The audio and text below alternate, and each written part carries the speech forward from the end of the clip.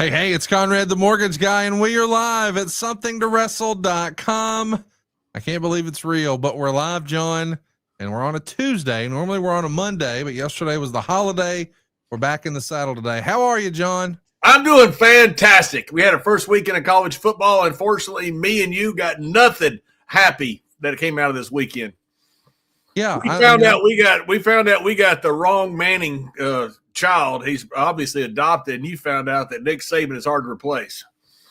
I don't think there's any secret there. I don't know if you saw my tweet, but I showed like the Cracker Barrel tweet where it showed the old Cracker Barrel and Nick Saban, and then the new Cracker Barrel, Kalen DeBoer. It's been a tough day for us Alabama fans, but we will endeavor to persevere. We're glad that you guys are with us. We're going to be taking your questions live. If you've got a question, keep them coming. But I thought we should just pick up with the big news from last week. I don't know if you saw, John, but there's been an update in the whole Rampage Jackson, Stu Smith situation. If we go ahead and take a look at Stu's Facebook page, it was posted, Stewart has been released from the hospital and is now home resting. He sustained a serious head injury and was unconscious upon arrival at the ER. His injuries include trauma to both the upper and lower jaws, a laceration to his upper lip, and a fracture to the maxilla bone, which unfortunately resulted in the loss of several teeth. He has a long road of recovery ahead, but he remains in good spirits despite everything he has been through. We're deeply grateful for all the love and support we've received during this time. Thank you to everyone who's contributed in any way, whether through monetary donations, food, flowers, or gifts. Your kindness means more than words can express. From the bottom of my heart, thank you. With love and respect, Contessa Patterson and Stuart Smith, who we know as Psycho Stu. I guess that's good, John. You know, we didn't really know where things were, but it's a good update to hear that Stu's home now. It's very good. Yeah, it's very good to hear that, obviously you got a lot of issues there with the teeth missing and stuff. You know, I've got a couple teeth that Finley knocked out about 30 years ago. So I know how that is. It just fell out again last year. So like nothing's good, health wise, it may be as best as you can do. And so that's good news coming up from the update. We should mention that right now on Tuesday afternoon, they've raised over $220,000 on their GoFundMe for Stu, and it is available now if you'd like to donate. But when we try to get a real update on the situation, have you seen that Rampage made a post on Instagram sort of updating his thoughts? Have you seen that, John? I saw part of it because the part of it was truncated when I saw it on social media. So I have not read the whole thing. I read part of it. So here's what Rampage says on Instagram. This has gone too far. I'm sick of being quiet and letting all these low IQ people fall for clickbait. Yes, my son took things too far, and I'm pissed at him for being a POS and the way he handled it. But if Psycho Stu wasn't drunk and wouldn't have hit my son over the head with a real beer can while he was live streaming on his own stream, then Knox wouldn't have felt like they had to make things right by letting Raja get his quote unquote get back in the ring. If my son would have just went to the police when the beer can incident happened, then the whole event could have gotten shut down and we could have sued. But no, my son is not as smart as I'd like for him to be. Now my family and I are getting racist threats because of all the misinformation being posted, so content creators can get paid from viewers. People actually think my son just snuck in a ring in front of a live audience and picked Psycho Stu up without permission to be there. Get smart, people. It was staged. But Raja took it too far. He only shook his hand and accepted Psycho Stu's drunken apology because they said he could get it in the storyline. He was told he could quote unquote fuck him up. I have witnesses that says this isn't the first time that Psycho Stu has done some drunk shit backstage to a fan. Now we have the backstory that my son attacked an innocent military vet with PTSD, like my son knew everything about the man that came up from behind him and then hit him and asked him to sell it. I have other kids to protect, and I don't take kindly to threats. I'm not scared of prison or dying for my kids, and calling me names won't hurt my feelings. My son should face the consequences of going too far. He knows better. That's why he didn't tell me anything about the storyline. But Psycho Stu is lucky I wasn't there when he hit my son over the head with a beer can the day after he got a concussion from sparring the day before. I wouldn't have cared if there were a bunch of pro wrestlers would have jumped me. I'm a father first. Play stupid games, win stupid prizes. Let's all learn a lesson. Keep your damn hands to yourself. If you get paid to do fake fighting, don't disrespect people that do that shit for real. Now I'll put myself in this shit. DM me now. So we know that Rampage is pretty hot here. Yep. And he's trying to defend his son. What do you make of his statement just yesterday, I think, on Instagram? That's a man. And I think that's how a man handles it. Look, that's his son. And he doesn't give his son any leeway here. He said his son has made a mistake. He said his son went too far, but he's also sticking up for his son. And that's what a father does. And I look, after reading that, I just think that's a guy who's a father and a man. And I thought he answered it incredibly appropriately and correctly, by the way. I think he's correct in everything that he wrote. This racist shit has got to stop. It's bullshit that anytime you have a black and a white person, one side claims something's racist that they don't like it. People disagree. People have problems. He doesn't excuse his son here. And I haven't excused Raja either. No, I don't, it's certainly not coming from here. But this racist shit, calling Mark Henry a racist because you disagree with his opinion. Mark Henry is not a racist. Okay. And all these idiots out there that are calling these racist terms, this shit's got to stop. That's what's wrong with so much of the vitriol on social media is anytime you have people of different races, ethnicities, colors, if you disagree with the person, the first thing you do is go racist on them. If you talk long enough in any thread, somebody's going to be called Hitler at some point. It's just a bunch of idiots hiding behind their computer. They've done nothing in their lives. And they want to pick on guys like Mark Henry or Rampage Jackson and use this racist bullshit. It's 100% wrong. If you disagree with them, I understand that. But it's not coming from a point of racism. It's coming from a point in Rampage case of that's his son. He doesn't excuse him. He says what he did was wrong. Mark Henry was stating his opinion about what happened. Your opinions can't be wrong. It's just your opinion. You may think it's wrong, but that doesn't make it racist. I just think this whole thing, it's not an overreaction to what Raja did. What Raja did was completely 100% wrong. And he's going to probably be prosecuted and punished for that. But all this other stuff that's going on here, this collateral damage, we're going to talk to AJ Mana here in a minute. To me, it's crazy. It's this cancel culture, and it's just from a bunch of idiots out there that don't know anything and haven't done anything in life, have not been successful, and want to hide behind their computer so they can be some keyboard warrior. These guys are just snowflake pussies. Well, we are live, and we want to get your feedback about what you've seen on the update from Stu and certainly from Rampage Jackson. AOTV Productions is with us here live on YouTube, and he says, I wonder if anyone will take issue with Rampage saying the word fake.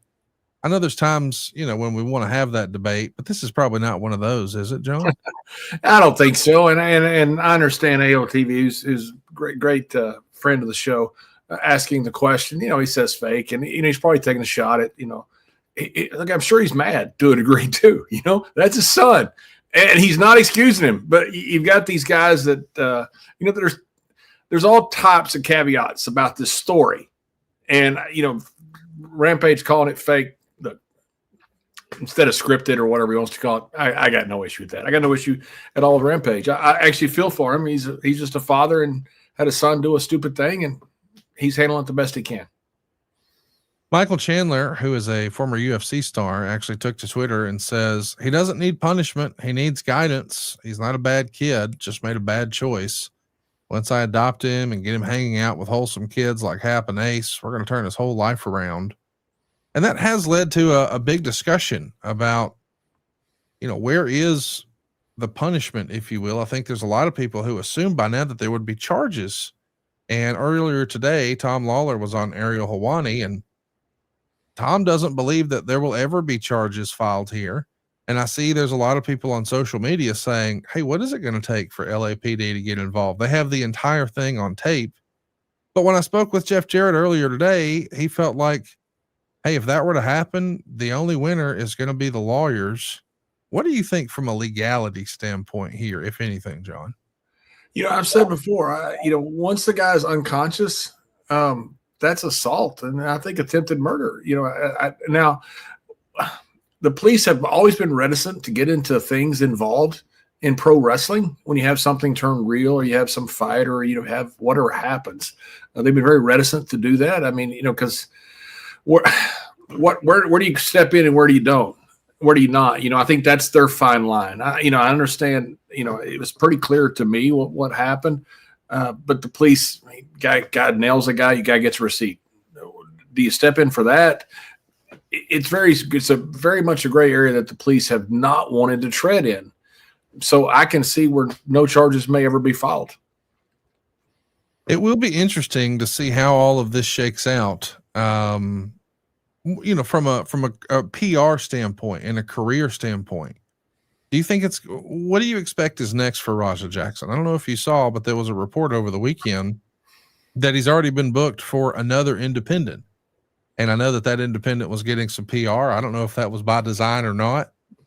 What do you think is next for Raja Jackson? Will there be organizations that are hesitant to work with him? Did this cost him his career? Maybe not legally, but from a PR perspective. It probably did. And I can see a very small chance that it doesn't. I think it probably cost him his career. And the whole thing, Conrad, when he hits him with the beer can backstage, and maybe he was drinking, I don't know. That's certainly what Rampage said. Others have said. I have no idea what actually, who was doing what at the time. I saw exactly what happened on video. Raja punches him right then. It's over with. People say, "Oh, okay, he hit him. He shouldn't have done it. He didn't let him in on it, and he gets punched. No big deal. Shit happens." What happened was in the ring, though, was egregious. A guy's unconscious, and it, and you just keep beating him until you knock out a bunch of his teeth, not all of his teeth, a bunch of his teeth. I don't know who will use him. I mean, this is a real lightning rod. You never say never. I mean, if Jake Paul came along and says, "I'll fight Raja," people would pay to see that. And so I don't know what's going to happen. Man, I didn't even think about that, but you're right. If he tried to do some sort of influencer fight right now. Whoa. If Jake Paul says, "Hey, I'll fight him," bring it. We'll fight for real. And, use all this stuff, people are using about the wrestling and, fake words and all that stuff. That sucker draws. I'm sorry to talk about an incident like this where somebody, lost all their teeth and stuff, but that's the business side of it. If Jake Paul comes along and says, "Hey, I'll fight you for real. You want to fight? We'll fight for real." People would pay to see that. It's interesting too, because you're talking about a heel versus heel matchup. I mean, we're talking about a real boxing match that's really probably not tasteful for us to even be discussing, but Jake Paul that's business. Yeah, it is the business, but Jake Paul's always playing the villain. And so now it feels like everybody's going to naturally want to boo Raja because of this. So it's like you almost want both guys to lose. That'll be interesting to see. I remember one time we had some guy with it's a pretty boy something gimmick. I can't remember. It was some type of gimmick in the Sportatorium. And Killer Tim Brooks came out. We are stuck with creative one night. Somebody didn't show up or something. Killer Brooks came out one night. And he was the biggest heel in Texas. He came out one night and faced this guy who was making all these noise. And it was a heel versus heel, but everybody rooted for Killer because they knew the Killer was a badass. They want to see this guy get beat up. And that's wrestling, but that's storyline. That's what we're talking about. Jake Paul's a good, tough fighter. Raja is a good, tough fighter. I mean, this is something. I mean, I think Jake Paul could handle being a babyface in this one for one fight. I think he loves being a heel, but I think he can handle being a babyface for this one. We are live on YouTube, and we want to hear from you. We get a comment here from Dave the Impaler, who's pointing out the obvious. I think we should share this with everybody. Dave says, "I hope everyone making content on this donates part of their earnings to Stu's GoFundMe, like James and Stevie Richards are doing." Of course, I think that's a given. I mean, if you think at this point JBL and I are doing this podcast because we're making boatloads of money, no, we like talking about wrestling with you guys. We could probably hang up and find a different way to make some more money. This is just fun. We love talking about wrestling, and we love hanging with you guys. Greatly appreciate you guys hanging out here with us. Derek Payne has an interesting question for you. He says, has there been an incident that JBL was a witness to that could have cost a superstar their career, but instead made them a star? Do you remember seeing something happen where you think, That might be the end of him. And then it turns out you were wrong. They embraced it and it became a sellable point. It's a great And question. And I've heard a lot of this, guys, Vince had an admiration for guys that, stood up for themselves, and he didn't mind it. He fined guys, I remember I was there when Bob Holly and Rene Dupree had an incident in the ring, and he fined Bob. It was a significant amount, but he didn't fire him. I think he understood, he understood the reason behind it, and there's a lot of instances where, guys did things that, might have been something that amiss, but because Vince thought they were standing up for themselves, he didn't have an issue with it. I don't know can't think of one that made a guy a star over it with that. There was times where guys had been in a scuffle or something and did well, and they got a push. I just can't think of a guy becoming a huge star. But yes, that has happened. We've got it shouldn't happen. It shouldn't really matter. But guys just have respect for guys. I mean, it shouldn't matter. It shouldn't matter if a guy is a Danny Hodge tough guy or a guy that's not tough at all. It just shouldn't matter can they draw money, and do the fans think they're tough, which is completely different. You can get over as this super tough guy, whether you are legitimately or not. It doesn't matter. It's all perception's reality. We are live here on YouTube. If you've got a question, we certainly want to hear from you. I don't know if you saw, but we got a live comment here from Chanel Devious Bear, who says Stu is doing all right. In case anyone wants to know, just got off the phone with his wife. Man, hearing that he's on the mend, that's encouraging. That's good news for everybody. Dominic Alberto was with us here live, John, and he says another mass transit incident. I'll be honest, I hadn't even really considered that. This is kind of that, but in reverse, whereas that was a wrestler who was taking advantage of a newcomer.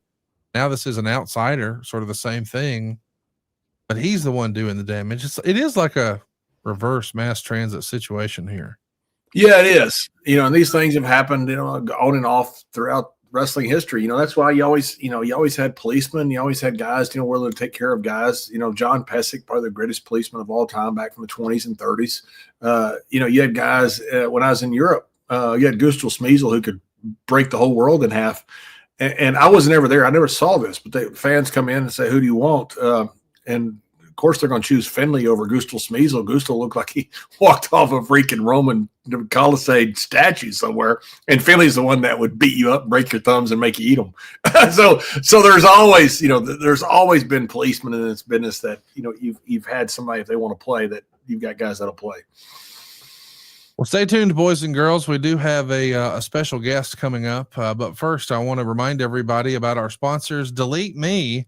I don't know if you know this or not, but data brokers make a profit off of your data.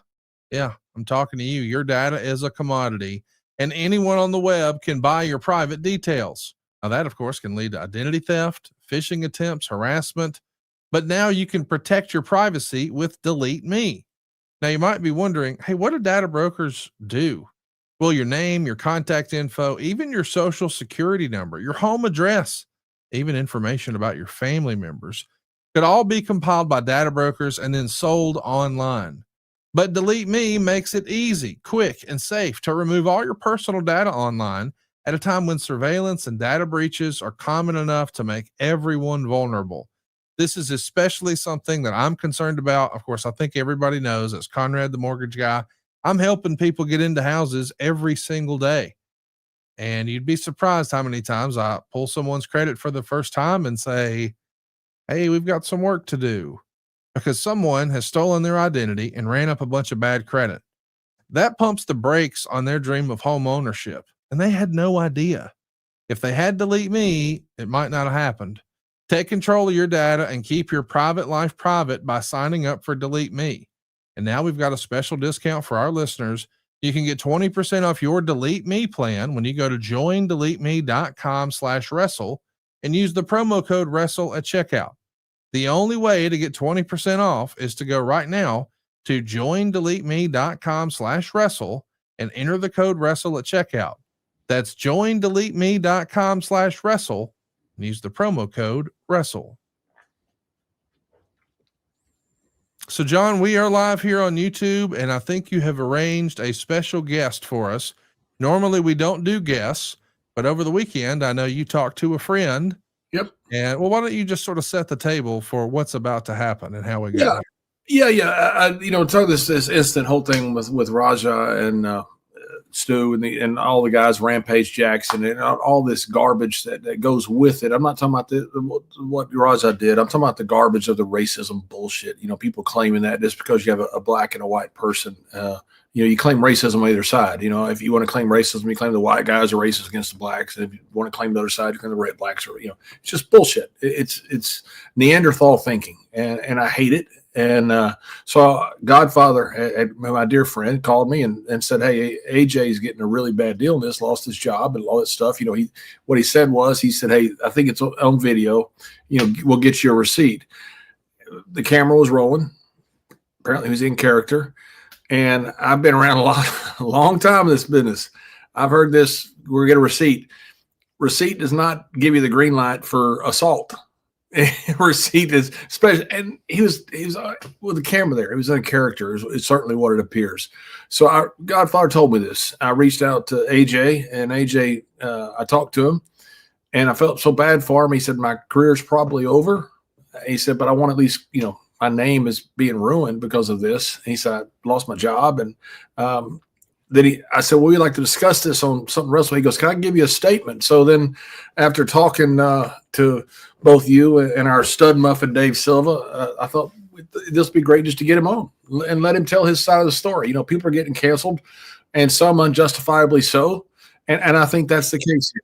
And so was the background for us getting AJ on the show. Well, ladies and gentlemen, without further ado, we've got a special guest with us. Let's welcome AJ to Something to Wrestle. AJ, what's going on, man? How are you? Good afternoon, gentlemen. How are you doing? I'm doing okay. But how are y'all? So AJ, tell us the fallout from it. There's been speculation. Did you lose your job? What all has happened with you? Okay. When it comes to my shoot day job, it wasn't because obviously there's no conviction here, right? On my behalf, there's no crime that I actually committed. It was more so me bringing bad attention, right? They say we saw this thing on TMZ about you being an accessory to an attempted murder, and we just can't have that traffic come our way. So you're not technically fired, but we're not really asking you to come back to work until this dissipates. And when I went on air with CT Fletcher, that is, before I get to that, I'd like to apologize, if that's okay. First and foremost, I want to apologize to the fans for the use of my language. Very untasteful, very unprofessional with what I said, but I'd like to address why I said what I said.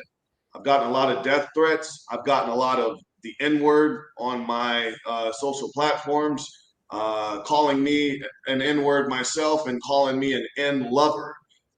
For those that are unaware, I am both black and white. I'm adopted into a Samoan family. That's the culture that I come from. So there's a lot of misinformation out there, and I just wanted to address that as to why I quote unquote crashed out on CT Fletcher's podcast. As you stated before, Mr. Layfield, that I said, my wrestling career could potentially be over. This might be it. I may or may not ever wrestle again because of this, but that's not the point here. And that is, I'm not even concerned about that. What I'm concerned about is my name being dragged through the mud. And I'm not cutting a promo. I'm very passionate, and I'm very passionate about the things that I speak on. For those that think I'm just cutting promos, Stu is a friend of mine. Stu's not only a friend of mine in the wrestling world. Stu's one of our cowboys over at the Double Six Ranch. I've been up and down the roads with Stu. I've been at horse auctions with Stu. This goes a lot deeper than this personification that you see from both him and I on screen or on camera. To this individual, I even hate to mention his name because I don't want to make him famous. But Doug goes on a social platform which reaches world attention, global attention, and stating that I set up Stu because I had heat with Stu. If people actually watch what took place that evening, you will see from Raja pulling up to the venue to me getting him authorization to come into the locker room. This wasn't just a pop-up sort of deal, and this damn sure wasn't pre-planned. Henceforth, it's impossible to even fathom the possibility that I set up Stu. It's not how this went down. So to Doug, you know what? I don't appreciate what you did there. I understand what you were doing. You went into business for yourself. You thought that by burying me, that would help put you over. And it did momentarily, until people are able to see that not only are you the shits and don't know how to work, you're fresh in this business. And you really don't understand this business. Also, I have to commend you. Doug Mallow, I commend you on the fact that you did take action when it was necessary. For that, yes, I give you your flowers.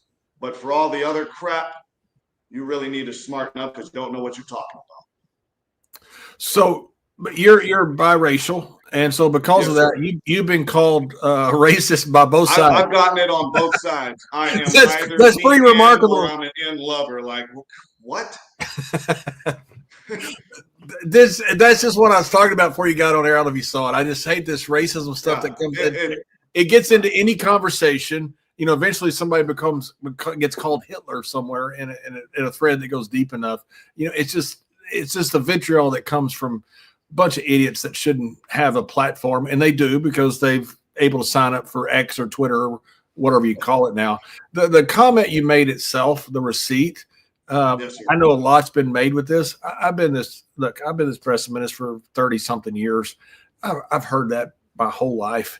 It's never a green. And you were saying it in character. I'll let you put in your own words the circumstances around it. I'll let you discuss that. But you're saying it was in character. I'm saying even if it wasn't, it's not a green light for assault. Absolutely not. A lot of times you tell a guy, "Oh, you can get your receipt back out there."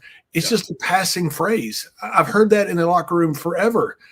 It's not a green light for an assault. It's just something that's said. But you go ahead and please, I don't want to put words in your mouth. You bring up the situation. Yes, sir. Well, unfortunately, when I did elaborate on this use of the phrase getting your receipt, it was then clipped, edited, and used against me. Much like the law, anything you say can and will be used against you in the court of law, right? And this is an issue in which a crime has been committed, right? So, yes, I did tell Raja. Well, firstly, I asked Raja, do you remember what a receipt is? Once he affirmed that he remembered what a receipt was, because I have explained this to him before, and he should, at the mere least, understand how to pull your punch. How do I know that Raja knows how to pull a punch? Is because I come from the MMA world. Raja was a part of my fight team. I've sparred with Raja several times. I know that he knows how to pull a damn punch, right? That was the insinuation there. One punch. People say I crashed out on CT Fletcher's podcast whenever I punched myself. No, I'm giving you a demonstration that, hello, it's just a little get back, right, so to speak, for what transpired. Was it my call to make Raja a part of a storyline? No, I don't have that power. I am not a promoter to debunk a lot of the rumors out there. I'm not a promoter. I'm not an owner of this company. I was talent, right? So I'm seeing this freaking camera in my face. I had no clue that this thing was being live streamed, right? We did a pre-taping at a gym prior to that. And that's how this whole thing came about. Rampage was like, hey, I see you doing your thing out there, but you could be getting so much of a following if you just hop on this live stream thing. Kick, I think it's called. Kick, yeah. And that'll help you get your following. You and Raja collaborate. It'll help build both of y'all up.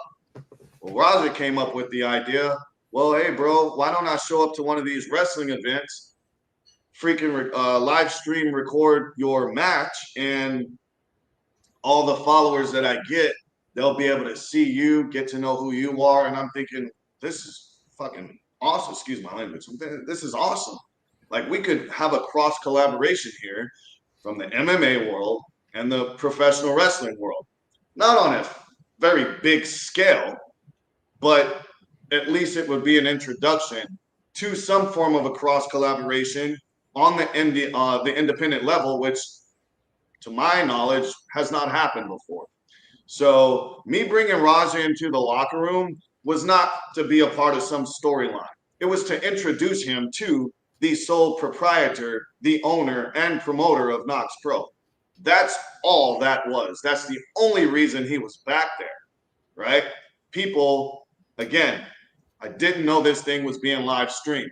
So to me, I'm thinking, all right, this is all being recorded. Hell, 90% of this shit's going to get edited out anyways. What led up to me telling Raja to get his receipt would be edited out whenever you're actually working to build the story.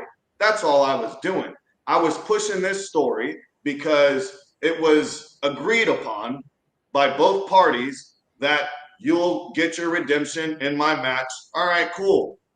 My assumption, I brought Raja in. This happened with the can. That happened to my buddy. All right, I guess I'm on Raja's side in this.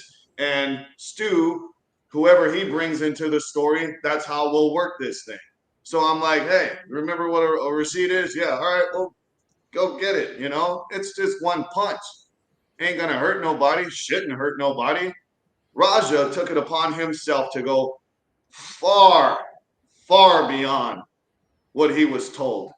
This has nothing to do with me. Yes, did I do a lot of bitching and moaning whenever I lost? Yeah, I did. And you know what? I had to sit back and realize this ain't about me. Someone got severely hurt that night. A lot of lives were impacted that night, and I don't think people actually understand the severity of this thing. You are accusing me of being an accessory to an attempted murder. Do you not realize how serious of an accusation that really is? Do you not realize how that impacts my life? Not as AJ Mana, the character. Andre Joel Hudson, the man. Do you not realize what you've done? Doug Mallow, you want to be famous? Burying someone and pinning some crap on them like this ain't the way to do it, brother. It just ain't the way to do it. And I mean, I can only harp on this so many times before it's just redundant. If people out there are such idiots that they don't see what is happening here. I mean, David Otunga, my God, bless that man. I don't know if y'all saw David Otunga's take on it. David Otunga is correct me if I'm wrong, he's a Harvard grad. He is both a professional wrestler and a lawyer. Harvard graduate, explains in full detail on the legal perspective about this whole thing, absolving me of having committed or been an accessory to some crime. Dave's an excellent guy. Dave is a terrific human being. I love David Otunga. Very, very smart guy. And you are correct. Harvard educated lawyer, somehow ended up in professional wrestling as well. And thank goodness he did, because he's just a good dude. But he's also a thinker. And you don't just have a lawyer here. You've got a Harvard educated lawyer here that is absolving. That is not an easy feat. That's not anything. I actually did get on Harvard ground one time when Jesse Ventura was a fellow there, but they didn't let me stay long. But that's pretty good to have. You don't get much better than that. Yeah. AJ, have you spoken to Stu? I have not. I actually wanted to touch on that. And this is what hurts the most is the night all that went down, and I don't even think anyone realizes that the first one to call Raja was myself. when he replies, "My bad, Andre. I'm Andre. That's why I'm called AJ." I'm like, what the fuck were you thinking? Who told you to do this shit? Who the hell said double leg and punch and all this crap? Who told you to do this? To my understanding, a fucking takedown, excuse my language, a takedown wasn't even supposed to be a thing in this. It was supposed to be one punch. That's literally it. A punch, dude. Who the hell told you to do this? And the only reason I called him is because the promoter said, get him back here. Get his ass back here. Get Raja, call him, get him back here. I called him. My bad. I'll call you later. Click. That's that. I go to the hospital. After that, in fact, I called over to our ranch boss. Hey, someone get a hold of Contessa. Please tell her to get here. And you too. Please get down. Everybody get down here. Well, how bad is it? It's fucking bad. He's flatlined. Yeah, it's bad. Get here. Within an hour and a half, 2 hours, they were there. I was there, the hospital, while everyone's blaming me because of some freaking video that Doug decided to clip out of a stream, put it in a freaking group chat and say, I'm done. Now everyone's like, well, explain this, AJ. Well, I was working the story. That's literally what I was doing. Working a freaking storyline. A work that went totally off the rails. Now you're going to take that and try to bury me to put yourself over? I mean, come on. So freaking I'm then at strongly suggested to me that it's probably best that you don't be here because things are tense right now, so you should probably go home. And I did. Doug not only is not a friend of Stu's, in that entire week that Stu was in the hospital, do you think he ever showed up to the hospital? You think he ever paid a visit? No, he got his clout. That's what he got, clout. TMZ shows up to the gym where I used to train kids. I had a collegiate wrestling program. Hey, AJ, I don't mean to cut you off, but what day did you stop by to see Stu? The night, literally within the hour after that all transpired, I jetted right over the hospital. Folks were still hanging around. I'm packing my shit like I'm going to the hospital, dude. I went straight there. Are you in any communication with his family at all? I know you said you haven't spoken with I've reached out, haven't got an answer. And from from Stu's perspective, I understand. I'm sure everybody and their mom is reaching out, trying to get a hold of him. I did speak with our ranch boss, and he says, you know what? When this thing blows over, maybe you and Stu should just kind of have a sit down and talk about this. And I said, if he's willing to hear me out and not believe the shit that's being put out there, I'm there.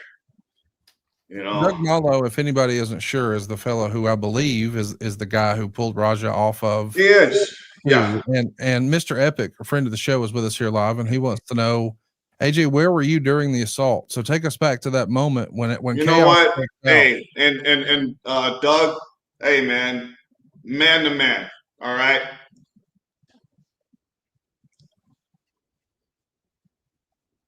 Do you really think that if I had any clue, any inclination that this shit was gonna take place, that I wouldn't be there? I was outside. I didn't even know how this thing with Raja was being structured. After telling Raja to get his receipt, I'm thinking, hey, just like we always do, and tell me if I'm wrong, Doug. We all huddle up, especially when it's on the fly like that, off the cuff. It's like, all right, okay, huddle up real quick. What we're gonna do? All right, got it. Get out there, do it. None of that happened. You can see it on the video. None of this shit was actually planned properly. Allegedly, someone whispered in his ear and told him while he was sitting in the front row what to do. How the hell am I going to know what the hell's going on inside the building when I'm outside in our locker room, in the fucking parking lot. I had just had a match. I had my match right before Stu's match. I can't just walk right back into the venue after having a match. You should know that. I still believe in kayfabe. Like I said, I didn't know this thing was being live streamed. I thought we were going to edit it later. Hello, kayfabe. No, I had no freaking clue this shit was happening. Where was I? Outside. How did I find out about it? One of the boys brought their cell phone and showed what had just happened. They showed it to me outside. That's whenever I went in there and seen him in the middle of the ring. I had no fucking clue this was happening. So just to be clear, you're saying there's nothing to the reports that you and Stu didn't get along or you guys weren't friendly beforehand? Absolutely or had you had not. problems in the past? No, that's all bullshit. And that's why I'm upset. A video or an interview that Doug did went viral. AJ, sure, you got your clout out of it, but come on, look what you started. AJ, you mentioned about TMZ coming to where you had the children's wrestling at your gym. Go ahead and finish that story, please. TMZ shows up to the gym where I had a fitness program, a wrestling program. My fitness program was more so for adults. Collegiate wrestling program for the kids. TMZ shows up to this gym, offers $500 to anyone that would talk shit about AJ Monaco. Who the fuck does this? And why? To continue to perpetuate bullshit, propaganda, and speculation? Right. Like, seriously. So, AJ, now what is going on? I know with you, I mean, you are like the ultimate cancel object right now. You're the flavor, look, I've been the flavor the week before. Believe me, I understand it very well. When something happened once before, I was doing commentary outside of wrestling and somebody called me and said, "Hey, you might already answer this." I go, "No, how about I just don't show up?" Yeah. It pissed me off so bad, but that's not always an option. I wasn't getting paid or anything for the extra commentary, so it wasn't that big a deal. It just pissed me off that they asked me to answer something that was pretty much a storyline thing, and I just wasn't going to do it. But believe me, I've been canceled on and off or tried to, so I certainly understand it. What's the lay of the land right now with Knox Pro, with what's going on with all this stuff, and with you? Quite frankly, I hadn't been in touch with Knox Pro ever since I was kicked off the feed when that video was posted in the feed with me telling Raja to get his receipt, and folks are playing stupid saying, "Well, AJ, explain this." What's there to explain? Everyone was there. We were all on the same page. You want to make me the scapegoat? Is that what it is? You want to make me your fall guy? So I got to explain what doesn't really need to be explained? Then you kick me off the feed? No, hadn't been in touch with them and don't very much care to. Why? Because silence to me is affirmation. If the world is talking shit about your boy, right? I'm supposed to be one of your boys. The world is burying one of your boys and you're silent, knowing full well you gave the green light, knowing full well I have no power in this regard, but you're silent? That's cowardly to me. I'm a lot of things, but a fucking coward I will never be. So yeah, whatever's going on there, don't care. As far as my career, like I said, this might be the end of the road for me. And that's fine, because it's not about me. The important thing is Stu is okay. His family is okay. And it's a long road to recovery. We have to ensure as a community, we all come together as a community to help the actual issue here. And we can also then take this experience, learn from it, grow from it, and those to come after us should not make this mistake again.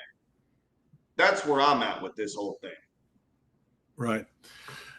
Well, AJ, thank you. Okay, Conrad, did you have anything to follow up with question wise? I just, I wanted to give my whole thing was to give AJ a chance to tell his story in his words, because I think it's different than what has been put out there, and I buy it. I don't.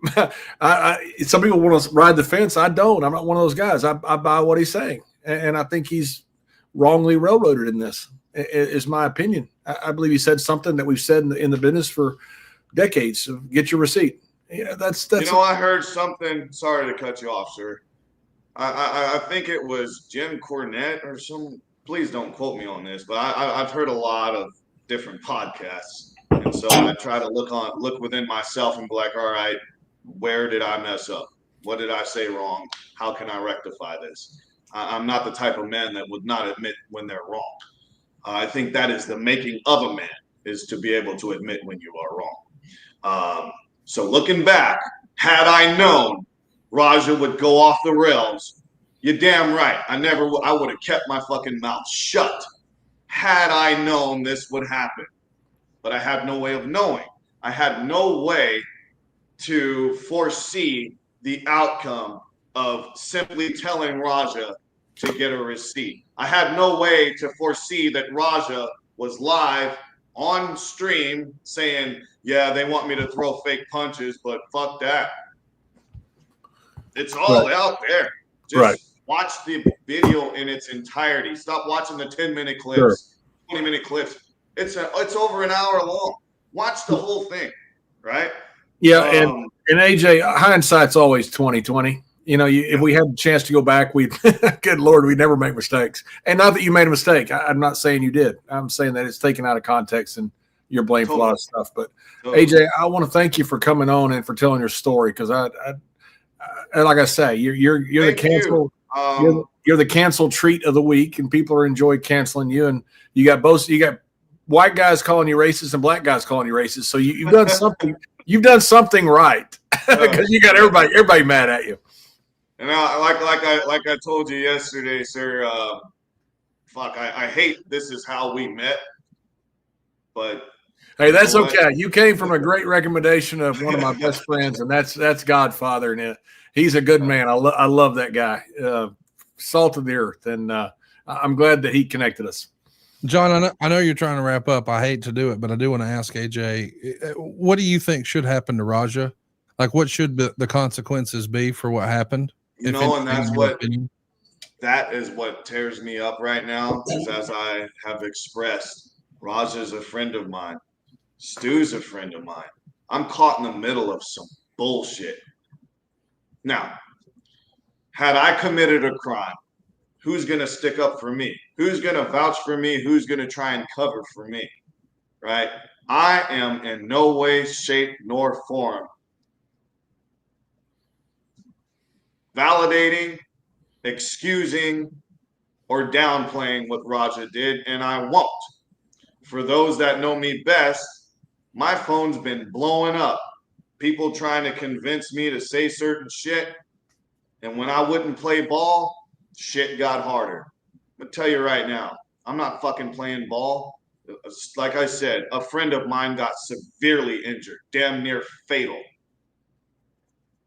That's why we have laws. And may the full extent of the justice system be exercised. May justice be served. That is not for me to say. That is not for me to assert. I think that's something that's already understood. So let's utilize what we have within the justice system. Let the justice system do their job in bringing about that justice. What I think should happen to Raja is what I think everyone thinks should happen with Raja. He should answer for what he did. He should pay for what he did. How severe that may be, that's not for me to say. That's up to the law. You mentioned earlier, and we sort of glossed over it, but you said you asked Raja something along the lines of, do you remember what a receipt was from before? We never really understood what before was. When were you doing pro wrestling training with Raja, or can you expand on that prior relationship? Pulling back the curtain here. Raja has always known a few things when it comes to this industry, because Raja was there supporting me alongside Rampage since day one. Since I first debuted in professional wrestling, they learned Raja specifically learned very quickly that this is a work, right? Raja understands terminology such as work, sell, receipt, because I've explained all those things to him. Some would suggest that, yeah, you probably shouldn't have exposed the business like that. But you know what? I've had conversations with Raja in the past. Hey, maybe you should get into pro wrestling, right? And there's a lot of MMA fighters that are smart to the business, right? So that's where that, in my opinion, that's where that extends from whenever I asked him if he remembered a receipt, because we didn't discuss what a receipt was in that video. I have previously expressed to Raja what a receipt was. I'm worried about the way all this turns out. I hope it turns out the way you want it to. We know that people are trying independently to book Raja for appearances. Have any independent? I'm sorry, Conrad. I think that's a bunch of malarkey. I don't think any promotion actually reached out to Raja to book him. I think people are just riding this wave and trying to just fucking get clickbait. Quite frankly, I don't think anyone's trying to book him after this. Has anyone tried to book you as a result of this? Negatory. In fact, I've lost a lot of bookings because of this. Do you think you'll continue to pursue pro wrestling, and what will ultimately make your decision for you? If the opportunity presents itself, I'd be more than grateful. It would be a huge blessing. However, I'm not really banking on it, because people are saying I should be blacklisted. Pro wrestling is something I've wanted to do since I was 8 years old. That'll never go away. There's nothing that I'll ever do in this world where I'm not going to think about pro wrestling. That's why I wake up. I love pro wrestling. I love this business, and I don't want to stop. But if I have to, it is what it is. Have you spoken to Raja since the incident? I mean, we saw the phone call on the stream where he said, "My bad." That was my last conversation with him. I don't really care to talk to him about anything right now. I'm sure the time will come where we can all talk again and hash things out. But for right now, I'm pissed. Like I said, a lot of lives have been affected by this. In my career, it took a big hit over some bullshit. So, did you know that Raja was a streamer? I did. Yeah. I actually did a stream with him whenever I was at the gym days prior. Him and Rampage, we were doing one of their kick live streams where people troll you. They just talk shit the whole time. And I would talk shit back, but then I kind of got in the groove of it, like, okay, they're just poking fun. And I need to get used to this sort of thing anyway if I'm going to be in entertainment. Like, this stuff happens all the time. So, yeah, I actually enjoyed it. But in a way, I also regret it, because this whole thing started because of some live stream bullshit. Yeah. Well, thank you for all the time today. If people want to get a hold of you, are you still on social media? How can they find you? I am. I've turned off my comments for obvious reasons. We should all do that. But yeah, you can find me AJ Mana 101 on Instagram. If you can't find me there or Facebook, it's going to be Andre Joel Hudson. I still have my shoot name on Facebook. So, but all platforms, AJ Mana 101.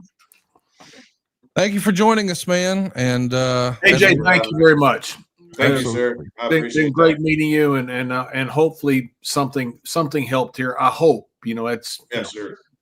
No promises. People don't want to listen. They don't want to listen. We can't make them listen. But Yeah. your story's certainly out there now. Thank you. Thank you. God bless y'all. God bless you. We're going to take a quick break, and we'll be right back after these words. Of course, our words are about our wieners, guys. It's time to enter the room. Dick first. Blue Chew's not just a tablet; it's a cheat code for your crotch. Stronger, harder, longer lasting. Like someone gave your downstairs a pep talk and a gym membership. Blue Chew is the original brand offering chewable tablets for better sex. Sometimes I have to take a Blue Chew to make standing in line a little easier. Gives me something to lean on. Guys, we're not just talking about performance. We're talking about your legacy or your third legacy. Give her group chat something to talk about. You know, when you lay it down, they're talking about how it gets up. Nothing makes you more of a legend than a little Blue Chew. Go discover your options right now at bluechew.com. We've got a special deal for our listeners. As always, get your first month of Blue Chew free. Just use the promo code WRESTLE at checkout and pay $5 for shipping. That's it. Join Blue Chew's mission to upgrade humanity one thrust at a time. Head on over to bluechew.com for details and important safety information. And a big thanks to Blue Chew for sponsoring today's podcast. John, we never have guests here on the show. It's pretty rare that we have a guest, but AJ was brave enough to join the show. What'd you think of AJ's testimony today, John? Well, looks like John is taking a break. Oh, he's back. No, I was muted. Okay. Dave Silva muted me. He got tired of hearing me, and he's always picking on me. I was thinking about all the negative, trolls and stuff. It's kind of like getting one of our research reports for oh gosh, our shows. I got our own guys here that troll me in our own personal internal email research report. So I can understand that. John, wait. Let me ask you, Conrad. What'd you think? That's the first time you had heard AJ's story from AJ, and what'd you think? Not good. Not good. What? I feel like this. We're live on YouTube. We're gonna start recording these. I know that this came from a good place because you think a lot of Godfather. I do too, and I know that he has a relationship with AJ. But man, if you're seeing the live comments on YouTube, nobody's buying AJ's story, and I feel bad. I feel like you were trying to help, and I think we may have accidentally made it worse. Like Nate, the lawyer's with us, and he says AJ's the fall guy. Raja was told to hit for real. He went too far, but blame lies with whoever gave that order. Just a bad angle gone wrong. And later, Nate, the lawyer, said, AJ, you need a lawyer. Civil liability is very possible, and hopefully criminal is off the table. And he continued, if I was a cop and a prosecutor, AJ needs to shut up because he's not helping himself. His excuses do not legally help him. They hurt his case. And our comments, man, were overwhelmingly negative. I think a lot of people feel like he was trying to turn this into a promo, and I hate that because I know this came from a good place. I mean, you were trying to help find some sort of silver lining and be some sort of positive here, and I appreciate that, but I think it may have backfired a little bit, John. Wait a minute, though. Negative comments on Twitter? Really? Maybe. I mean, come on. I get this, but people, Conrad, it's kind of like anything. If you say something positive, people say, oh, you're stupid. You don't know any better. But if you say something negative, you sound smart. Or at least in your mind you do. That's why when people talk about wrestling, they go, oh, that match wasn't any good. The match back in 1950 something was so much better. You sound smart. Anybody who says, man, I loved what went on, is, oh, you're such a mark. It's just being negative on social media is almost just, it's contagious. They try to turn it into an art form, and they don't because they're idiots. You're not calling our fans idiots, but okay, I am. If you think at any point in my life I care, you're wrong. Look, I think people just want to be negative. And I think AJ explained his story. They may not like the way they thought he was going to wrestling promo. I don't think he is. I mean, Conrad, I don't know how in the world you can blame him for this. I really don't. And if you do, please explain it to me. I mean, he said one thing in there and get a receipt. That's something we've said for decades. That doesn't green light assault. It never has. It never will. A lot of blame to go around. I mean, first of all, there probably shouldn't be open alcohol containers backstage. We agree. There probably also shouldn't be someone with a camera there who everyone doesn't expect. We agree. But saying get a receipt, we don't really have a real understanding of how he was supposed to have known that before. And then AJ, even in the interview, said, "Hey, I thought we would just clean it up," but he acknowledged he was a streamer and he had been on the stream before. I mean, my bullshit meter was going off and I wanted to help, but I don't think he helped himself at all. And I think, sadly, that's probably the end of AJ in wrestling. I don't think that people will see this and say, "Man, I can't wait to hire that guy." I think the internet wrestling community, that he's looking for pats on the back. I mean, I feel like if anybody tries to book him now, they're going to come after him. And we shot ourselves in the foot in an effort to make things better a little bit. That's my read, but please poke holes in that. Conrad, I disagree. And I disagree. I think, to me, I think you're basing all this on feedback, and I haven't seen the comments. I hardly ever read the comments. I hardly don't read the notes our own researchers send us anymore because they're so negative about me. And I think that just kind of goes with social media. His idea of, just because you streamed before, maybe you know it's you don't know that you're streaming at this time, if it's going to be edited, whatever it is. I mean, if you're not used to it, maybe you didn't know the first time. I don't know. I don't think that's a smoking gun, my opinion. I'm not just trying to find ways to stick up for AJ here. It does come from a good friend and godfather who told me the whole backstage story, and I respect the hell out of my dear friend godfather. And I thought AJ's story made sense to me. I thought it had credibility. And I think he's getting canceled. I've seen guys get canceled. I've had people try to cancel me for the same thing of stuff that I wasn't responsible for. I've done enough to get canceled. You don't have to find shit that I didn't do to cancel me. But I've seen what happens to people, and I've seen the fallout from it. And here's a guy that potentially loses his job over something like this in this wrestling business. And it's because somebody took all this wrong and clipped out one little portion and said, and blames him for this assault or attempted murder, whatever you want to call it. I just don't think that's fair. And, I hope I hope people got to hear his own story, make up their own mind, and I don't know if the feedback from comments, so many times when you look at feedback from comments and you get like 20 comments that are terrible, you think, oh my God, everybody's against it. Well, does that 20 really mean your whole 1 million people that are following you in all your platforms and stuff? But 20 people, not 20,000, 20. Does it mean that? Is there a way to extrapolate that? That means half your people. That means 500,000. We don't know that. Maybe it means 20 people. Maybe it means 5 people tweeting 4 times or posting 4 times. We don't know that. It seems overwhelming because it's on your phone and it's very personal. I'm just not sure it represents what everybody's thinking. I don't know that.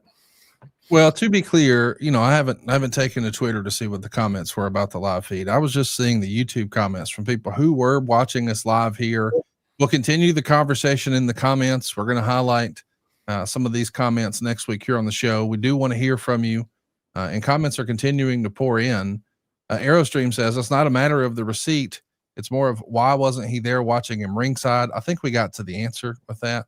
Yeah, that's not, if you heard it and maybe Aerostream didn't, I thought he answered that very well. Look, I've been involved in a bunch of matches in my life, thousands of matches I've literally wrestled, and probably who knows more that I've seen or watched. And I've told people backstage stuff, what they should do in the ring or what they should not do. And I didn't watch all of them. There were things to do. Things are going on in a live show that he didn't. For him not to be there at ringside, that makes zero difference to me. The Aerostream says, so you were in the same match as Doug. How come Doug was able to get to the ring after the match and you didn't? Of course, we know that AJ did give an answer. He was outside the building. Yeah. That is logical that if you're outside the building, you wouldn't necessarily know what's happening inside the building. I don't think for a second, and again, I don't know AJ, I just met him for the first time like all of you guys did, but it's hard for me to imagine that anyone would know that was going on inside and then not do anything about it. So I am going to give AJ the benefit of the doubt on that. Yeah, me too. I thought he answered it perfectly, and you got to understand the logistics of being at a wrestling event. Whether you're outside the building or not, if you're not watching what's going on in the ring, you have no idea what's going on. Sometimes you can pick up, if you've been there long enough, pick up what a match is doing or not. But you can't tell from the crowd reaction what's going on. And so if you're just not in view of the ring, you wouldn't have been there to make any type of intervention. Brian Turner's VHS Rehab says, y'all tried to give him an out. No, what we did, Brian, is we gave him an opportunity to speak. Yeah, and 100%. To pull back the curtain, John, I had a chance to speak with him over the weekend, and I thought that was interesting that we hadn't really heard from him. So we decided, hey, we'll extend the invitation. He was brave enough to hear and show up and to take the arrows. But I imagine more are coming. Nate, the lawyer, says a receipt is an assault. When you hit someone for real, it is an assault. Most people can report receipts, but they legally can. So he's saying it is crossing the line. I know that's always fuzzy with wrestling, but I've heard a lot of people talk about this, and I just want to clarify, at least from your perspective, John. A receipt is if it was with malice, not necessarily, this guy just hits harder than other guys. I mean, we've always heard that some guys work snug or stiff or whatever you want to describe. But the idea that it's a receipt is meaning, hey, I think you put some oomph on that one on purpose, so here's one right back. Do I have that right? Yeah, you have that right. That happens all the time. That's not, look, I don't know what the definition of assault is. That doesn't even come close to it, in my opinion. Look, no offense, but I've been, again, I hate to keep using this. I've been in thousands of matches, and I know when I'm getting a receipt due, because I remember one time I hit Viscera so hard on the apron. I don't know how he stood up. I punched that man as hard as I could, and I didn't mean to. I turned around and went to throw a punch, and he was closer than what I thought. I hit that man right on the jaw. That man has a jaw like a dinosaur. It didn't budge him. And as soon as I hit him, I said, "Oh shit, I'm sorry. I'm getting that one back." And I did. He got me a receipt. And did he punch me? Yeah, he did. He punched me right in the face, and I knew his receipt, and we laughed about it. I remember one time I got Taker with something. I go, "Ooh, I'm getting that one back," and I did. It's part of the business. It's more part of what people say. People say, "Oh, receipts are," like you said, it's not knowing the inner workings of the business. You get a receipt. Most of the time, guys just laugh about it. Go, "Yeah, I knew I deserved that one. That was a receipt." Shit happens. We're grown men in a tough business, and those things happen. And for him to say a receipt, it's not a green light for assault. No, I think we all agree with that. I mean, I don't think there's any chance that AJ or anybody expected that level. So if AJ is not given the green light for assault, why is he being thrown on the bus so bad? Because he's seen as being an instigator and bringing an outsider in, and then he's not really taking accountability on the stream here today. I mean, to say, he didn't know it was being streamed, and then later I knew he was a streamer and I'd been on before. I mean, I think what people wanted him to say is, "Hey guys, I fucked up. I should have talked to the promoter. I should have hashed everything out. We should have got a plan together, got everybody in the room, but I made assumptions and I got involved and I shouldn't have. And now somebody's really hurt." And I think people wanted to hear that he is friends with Stu and he's been there and he's going to support, and he's tried to make amends. But instead, it felt a little bit like we were getting a wrestling promo. That's what the comments were saying. Like they're thinking that he's cutting a promo. And I get that's just the way he's been trained to speak. And maybe he just speaks that way now. But I think people were thinking, hey, we're not trying to see AJ Mana versus Doug Mallow. We want to figure out what the hell's going on with Stu. And why did this happen with Raja? Conrad, a couple things. One, the thing with Doug, I don't know Doug. I don't know anything about him, or I don't know fully what happened. I know when a guy bashes you on the internet, all of a sudden you get worked up on it. You want to go after the guy. I understand that completely. I try not to. I try to never, never answer any of it. When I was younger, I did, and he's younger, and it's natural for a young guy, full of vim and vigor, as they say, to fight back when somebody bashes you. I think that is normal for him to do. And people say, well, he shouldn't have gone after Doug. Wasn't that? Yeah, look, Doug went after him. I get it. They both got egos. Okay.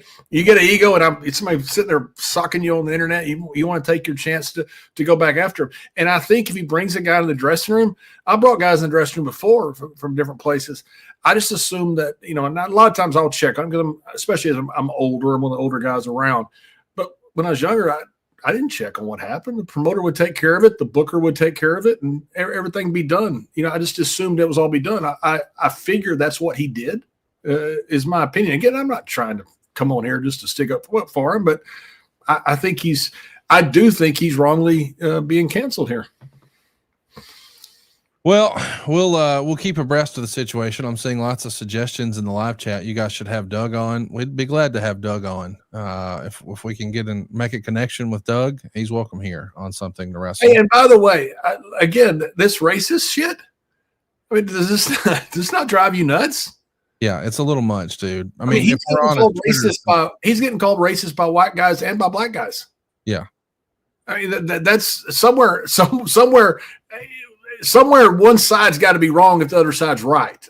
So, it's crazy to me because they're blaming him for different racism levels. One's blaming him for liking blacks, one's blaming him for not liking blacks.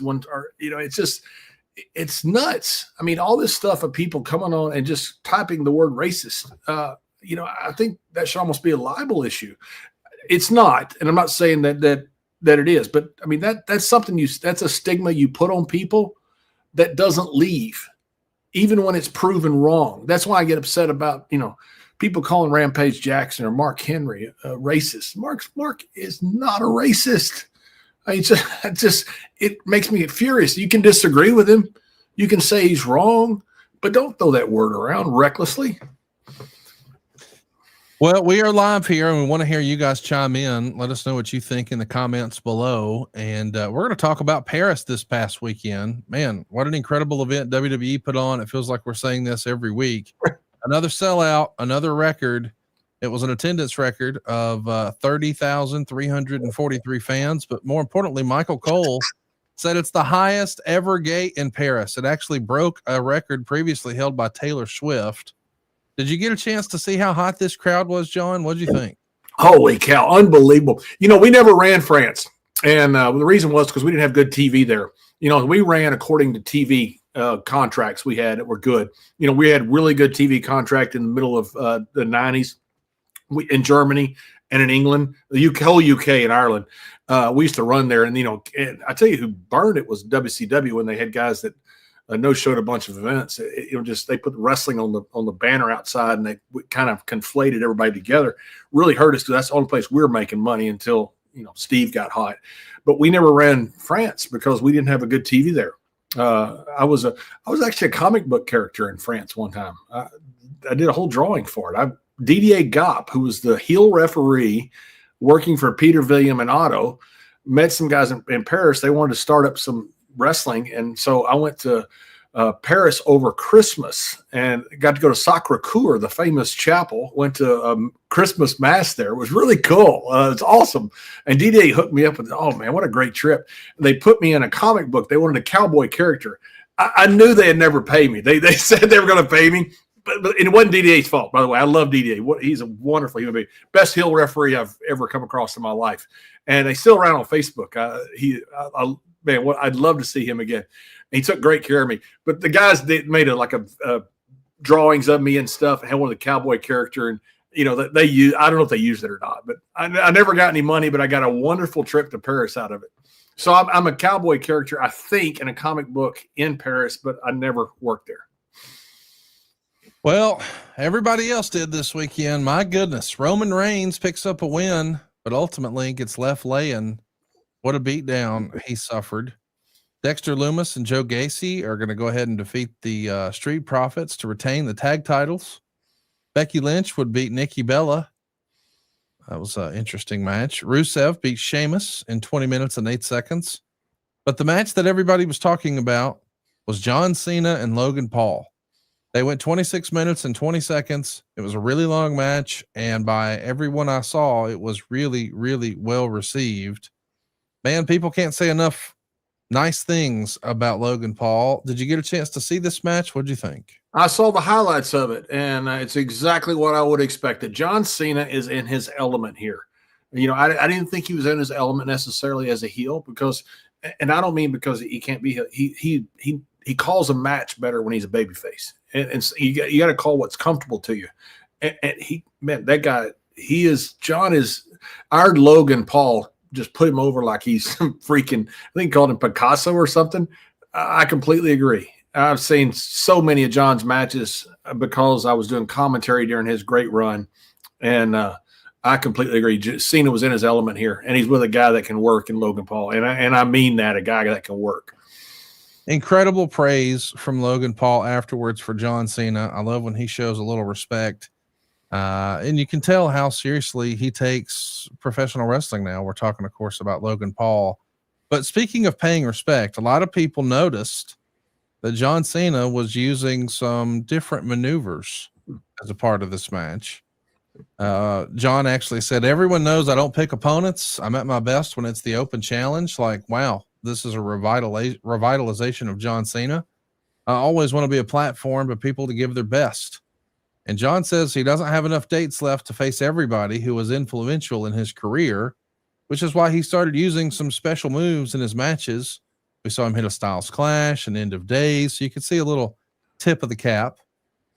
And I thought, hey, man, that's kind of a fun idea. What if we broke down your top 5 finishers? So that's what we're going to do now. We asked you before we went live today for you to rank your top 5 favorite finishes. And at number 5, you brought in Eddie Guerrero's Frog Splash. Tell us, John, why is Eddie Guerrero and the Frog Splash make your top 5 finishers? Because I picked finishes that became iconic. And you'll see the finishers I picked. People are probably going to disagree with far as they're not the greatest moves of all time. And they're not. The Frog Splash is a great move, but it's not, these guys are doing 450 splashes, 630 splashes. They're doing all this crazy shit now. But that move, look at how many people have copied Eddie's move. And by the way, there's a great video out there. I talked to Chavo about it. He hadn't seen the video. It was who was the wrestler? Heparin, the luchador that Eddie got the Frog Splash for.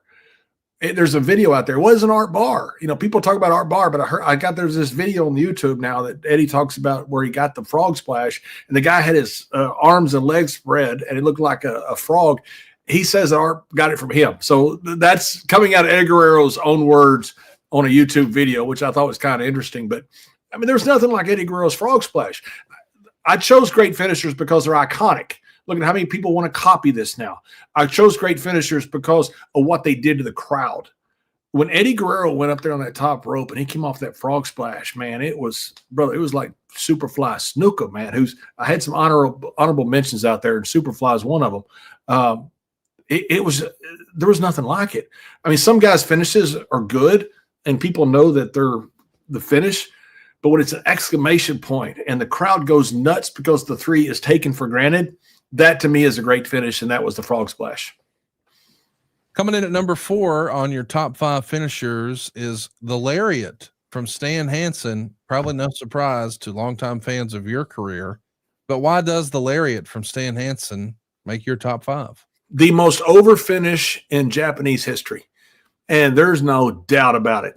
If you ever saw Stan wrestle on video or anything, all he had to do, because he'd pull up his elbow pad right before he hit the Lariat, was reach for that elbow pad just a little bit during the match and start pulling it up. He could be selling, he could be on the ground, he could be outside the ring, but when people saw that, you would see the Japanese fans start going, ooh, and it'd build and it'd build and it'd build.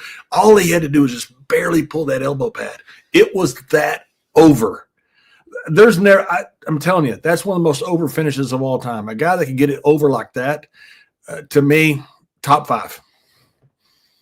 It's interesting that you pointed out just the slight adjustment of the elbow pad.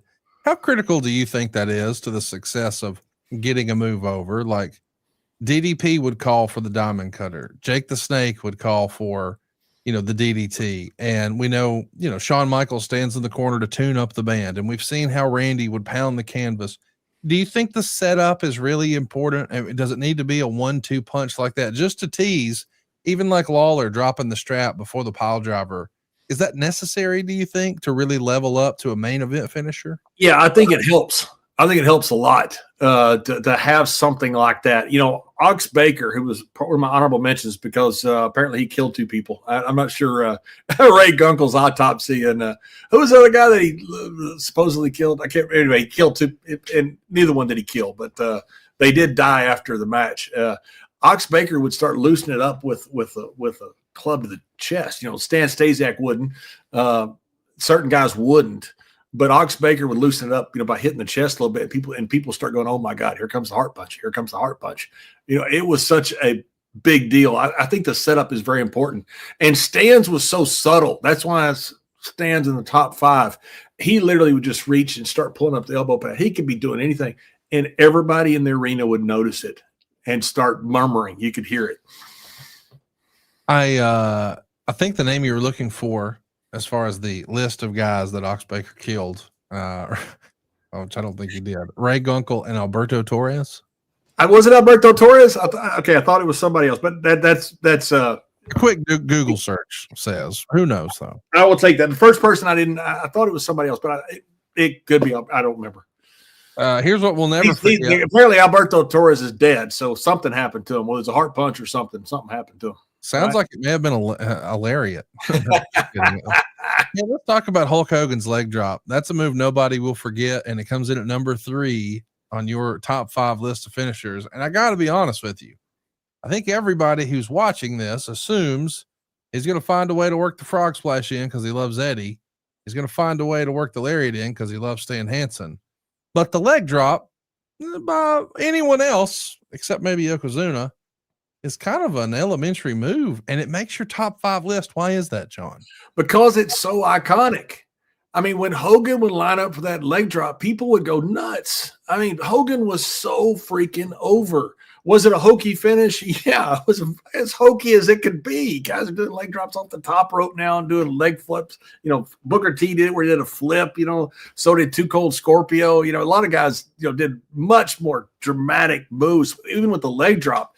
But you said that picture's iconic. And you don't even look to see who's at the bottom. All you do is look to see it's Hogan. You know, that poor Hogan, that's why he's had such a bad back, was because he's dropping that leg all the time. You know, Undertaker had, I think, an elbow off the top rope for a while. And that was Undertaker used the heart punch for a while because he was trained by Ox Baker. But he had to drop off the top rope, his elbow drop or leg drop or something.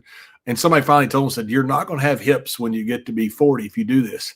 Same thing with Hogan. That's why his back was so bad. But that iconic finish, I mean, him standing above Andre when he's dropping the leg and that big picture, I mean, there was nothing more iconic than that leg drop from the 80s. Now, Conrad, let me ask you, from the 80s, what finish would beat the leg drop? Almost nothing. I mean, as far as just being iconic, I mean, yeah. You're right. I don't mean as far as a good finish. It was the shits. But the Snuka Splash was cool, and Randy Savage's elbow off the top. Correct. But I agree. When you think about wrestling in the 80s, there was no bigger star than Hulk Hogan. I mean, the WWF was built on his name. I know Dave is going nuts saying figure four, buddy. It was not. I disagree with that. And no offense to Mr. Dave Silver, the stud muffin himself, but that figure 4 never worked most of the time. No, he won 16 titles, and those were the only times he won with the figure. He's like, right. I'm 16 and 900. That's right. He put the figure 4 on everybody. He never won with it. That's right. Stone Cold Steve Austin's Stone Cold Stunner comes in at number 2. One of the greatest finishes of all time, and one of the reasons you can good finish, Conrad, is something you can do on everybody. That's why, you know, Brock Lesnar doing the F5. Most people couldn't do that to everybody. Brock Lesnar can because he's a freak. But you got the Stone Cold Stunner. It's such an easy finish, and it was so freaking over. It still is. People still trying to copy it, and it became almost a cottage industry with who could sell Steve Stunner the best. You know, Razor Ramon would do the stagger, and do another one, then do this big flip. You know, it was awesome. I mean, everybody but Vince McMahon would who had the worst stunner ever. You finally get the boss, and it's like the most anticlimactic finish ever. I can't even believe this is real, but your number 1 top finisher yes, sir, is one that I personally can't stand and don't understand. The Von Erich Iron Claw. Of course, we're talking about the iconic one from Fritz Von Erich. He built an entire territory out it, so I guess it works. But John, the number 1 most over finisher, your favorite finisher, please explain. Conrad, they made a Hollywood movie. Okay. Named after this finish. That's how over this thing was. Was it a good finish? No, it was horrible. I've been in several claws. I wrestled Kevin and Kerry a lot, so I got to be in a few claws. it's the most hokey thing there is. Connor, I agree with all of it. It was so over, they made a movie about it. I mean, you got to understand, these guys in Texas, when Fritz got the thing from Ed McLemore and he went up to Boston and he became Fritz von Erich, and had developed this iron claw, like Raschke had it, Mulligan had it. The Sheik actually used a claw for a while. Karl Gotch used a claw for a while. But you couldn't do that today. Nobody buy it. But the fact that they did it, and it's just one of the most iconic things ever, it will always be tied to the Von Erichs because of this. So to me, you don't have a movie yet of the Stunner. You don't have a movie yet of the Lariat. You do have Japanese commentators yelling, Lariato! But that kind of goes a long way. That's why he's in the top 5. But you have a movie after the Iron Claw.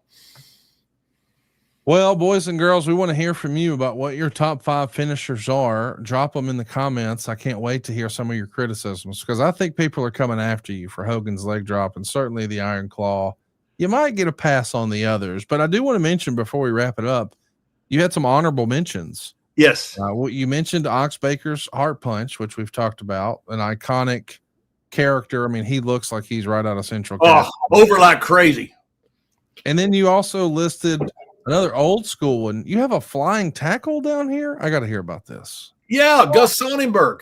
Gus Sonnenberg was an incredible football player.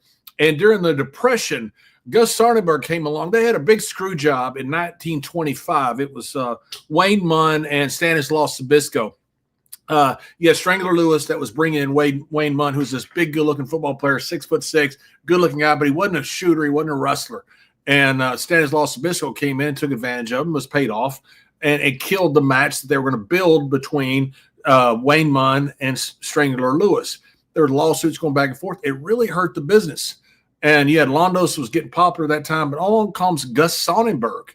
Gus Sonnenberg was this really popular guy, football player, and he had the flying tackle. There's videos of it on the internet. It's more like just a flying headbutt. It's really not that great, but at the time it was revolutionary. And what it did was it brought in the flying part to wrestling. Gus Sonnenberg was the one who changed the business completely. And this flying tackle was so freaking over. He was selling out arenas all through the Great Depression.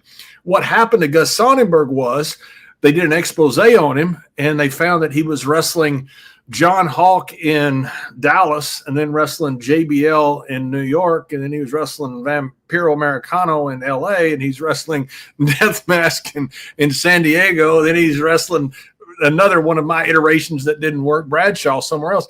And they found out that all these guys were using fake names, and he's wrestling the same guys. And at that point, the business was, had been exposed a lot, but that really exposed Sonnenberg and killed him. I mean, killed his career. People talk about the wrestling business being exposed now. This was in the 20s or around 1930 when this happened. They first did the expose on Sonnenberg.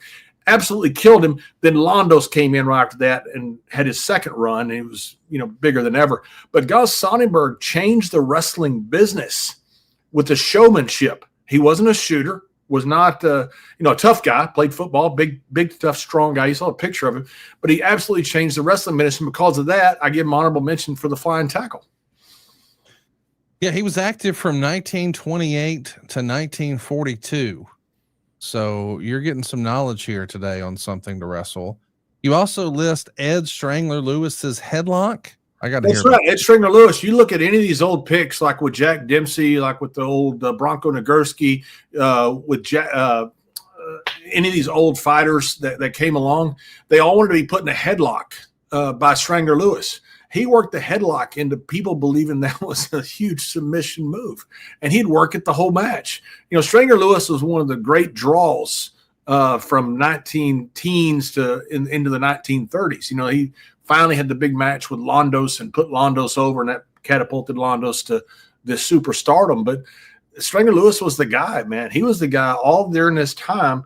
After Gotch and Hackenschmidt in 14 or 15, when they worked, and then Gotch retired, the business went dead. Then you had the Spanish flu. Then you had the World War I. You had so many things that happened, but Strangler Lewis was the one constant during this entire time. And the move that got over, Every Hollywood star, when it got big in, like, say, the 1930s that came in, they wanted to be put in a headlock and had a picture taken. That move was incredibly over by Strangler Lewis. We got to mention the last one, and I know it's a special one for you because, well, he was the guy in your last match. Rey Mysterio 619 makes your honorable mention list. Listen, it is a unique move. I think everybody remembers the first time they saw this. What can you tell us? Why does the 619 make JBL's top 5? Again, how many people copy it? How many people want to copy it and make something of it? It's that big. To see Ray come running and the build up to it is just incredible. Now, this doesn't take anything away. When you talk about the most intricate finishes about reverse pile drivers and these flips and these flops, these young kids are doing incredible stuff these days, but they're not any more over than the 619. The 619 for decades now has been the move that everybody goes crazy for. Let somebody get kicked and somehow mysteriously turn around and end up on the middle rope. Funny how that always happens. And then there goes Ray taking off. The place goes absolutely ballistic. I've seen it happen time after time after time again. That's the essence of a great finish. And then when he hits it, everybody knows it's over. It's just the essence of a great finish to me. We want to hear from you guys. What's in your top 5 finish list? One more time, JBL's were Eddie Guerrero's Frog Splash at number 5, Stan Hansen's Lariat at number 4, Hulk Hogan's Leg Drop at number 3, Steve Austin's Stone Cold Stunner at number 2, and number 1 for JBL is Von Erich's Iron Claw. We want to hear from you. What is your top 5? Something that'll soon enough be in your top 5 is Magic Spoon. You already know that Magic Spoon makes high protein, zero sugar cereal and treats. They've been reinvented from your childhood. You can actually taste the nostalgia. Every serving of Magic Spoon high protein cereal has 13 grams of protein, 0 grams of sugar, and only 4 grams of net carbs. They come in great flavors too.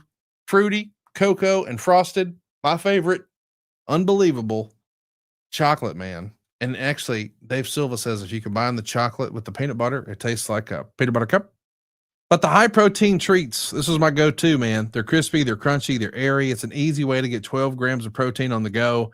I really love double chocolate, but they've also got chocolate peanut butter and other flavors like marshmallow. Both are great. You can use it as your pre or your post-workout, even a midnight snack. Get $5 off your next order at magicspoon.com/wrestle. Or look for Magic Spoon on Amazon or in your nearest grocery store. That's magicspoon.com/wrestle for $5 off. So, Conrad, you disagree with number 1 and 3, don't you? No, listen, I love Hulk Hogan. I mean, he's the reason I'm doing this podcast. He's the reason I became a wrestling fan. I just don't think I would have necessarily picked it. But when you explained, I think people are looking for, I wouldn't have been surprised if we would have seen like the Diamond Cutter or the RKO, or I tell you what, the RKO, I should have given an honorable mention to that. I should have, because that is incredibly iconic. I made a mistake by not giving the RKO at least honorable mention, because so many people have in regular, in the Twitterverse and everything, come up with these RKOs into pulls on RKOs and different stuff. I mean, it's become this iconic move that has transcended the business, and that was what I chose that was what I looked at when I chose great finishers. Was not just, hey, is it a great move? Is it whatever? Does the crowd acknowledge it? Does the crowd go crazy? And are people imitating it out in the real world, for lack of a better term? And they are with the RKO. So yes, I would put the RKO at least in honorable mention. That was a mistake.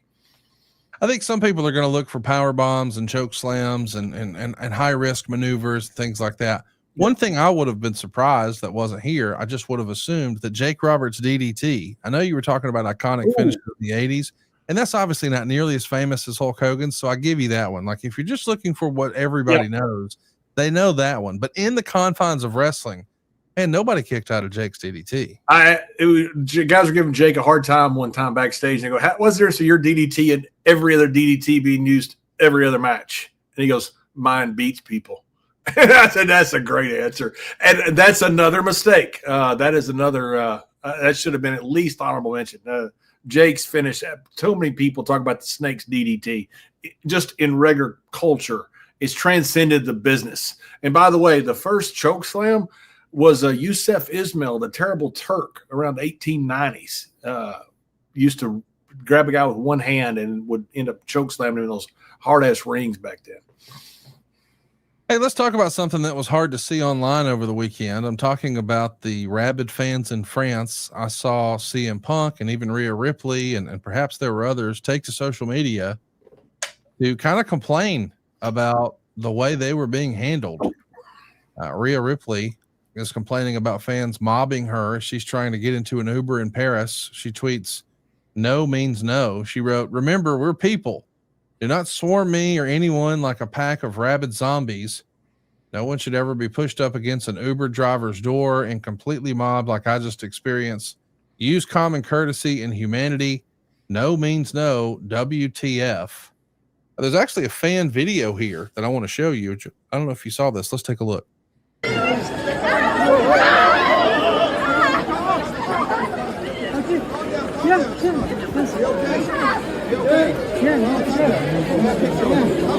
down, everyone. Calm down. I mean, that feels like something from the Beatles or something back in the day. What do you make of this, John? Yeah, I think two things. I think it's wonderful that fans care that much, and I think it's very dangerous also. And again, the fans get overzealous. They can't do that. I think now security is correcting it. You really need security there for situations like this. I mean, fans have to take it upon themselves. You know, the first person that runs up there and tries to get a selfie with her, then the next person will run up too. I mean, you know, I understand they're overzealous, and thank goodness that they are. But this is dangerous. You know, this is where an incident happens. You know, where somebody pushes them, somebody tries to grab a wallet, somebody does something, somebody, you know, grabs something they're not supposed to, a male or female. And all of a sudden somebody gets punched or something, you know, I mean, this is a recipe for disaster, absolute disaster. The fans, I understand being overzealous. Thank God that they are, but somebody has to rein this in. And thank goodness now WWE is certainly handling it with the security.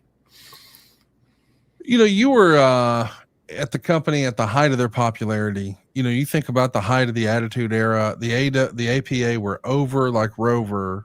I mean, obviously you guys are respectfully not divas. So, I mean, you're taller than everybody. You're bigger than everybody. It's a different power dynamic in person.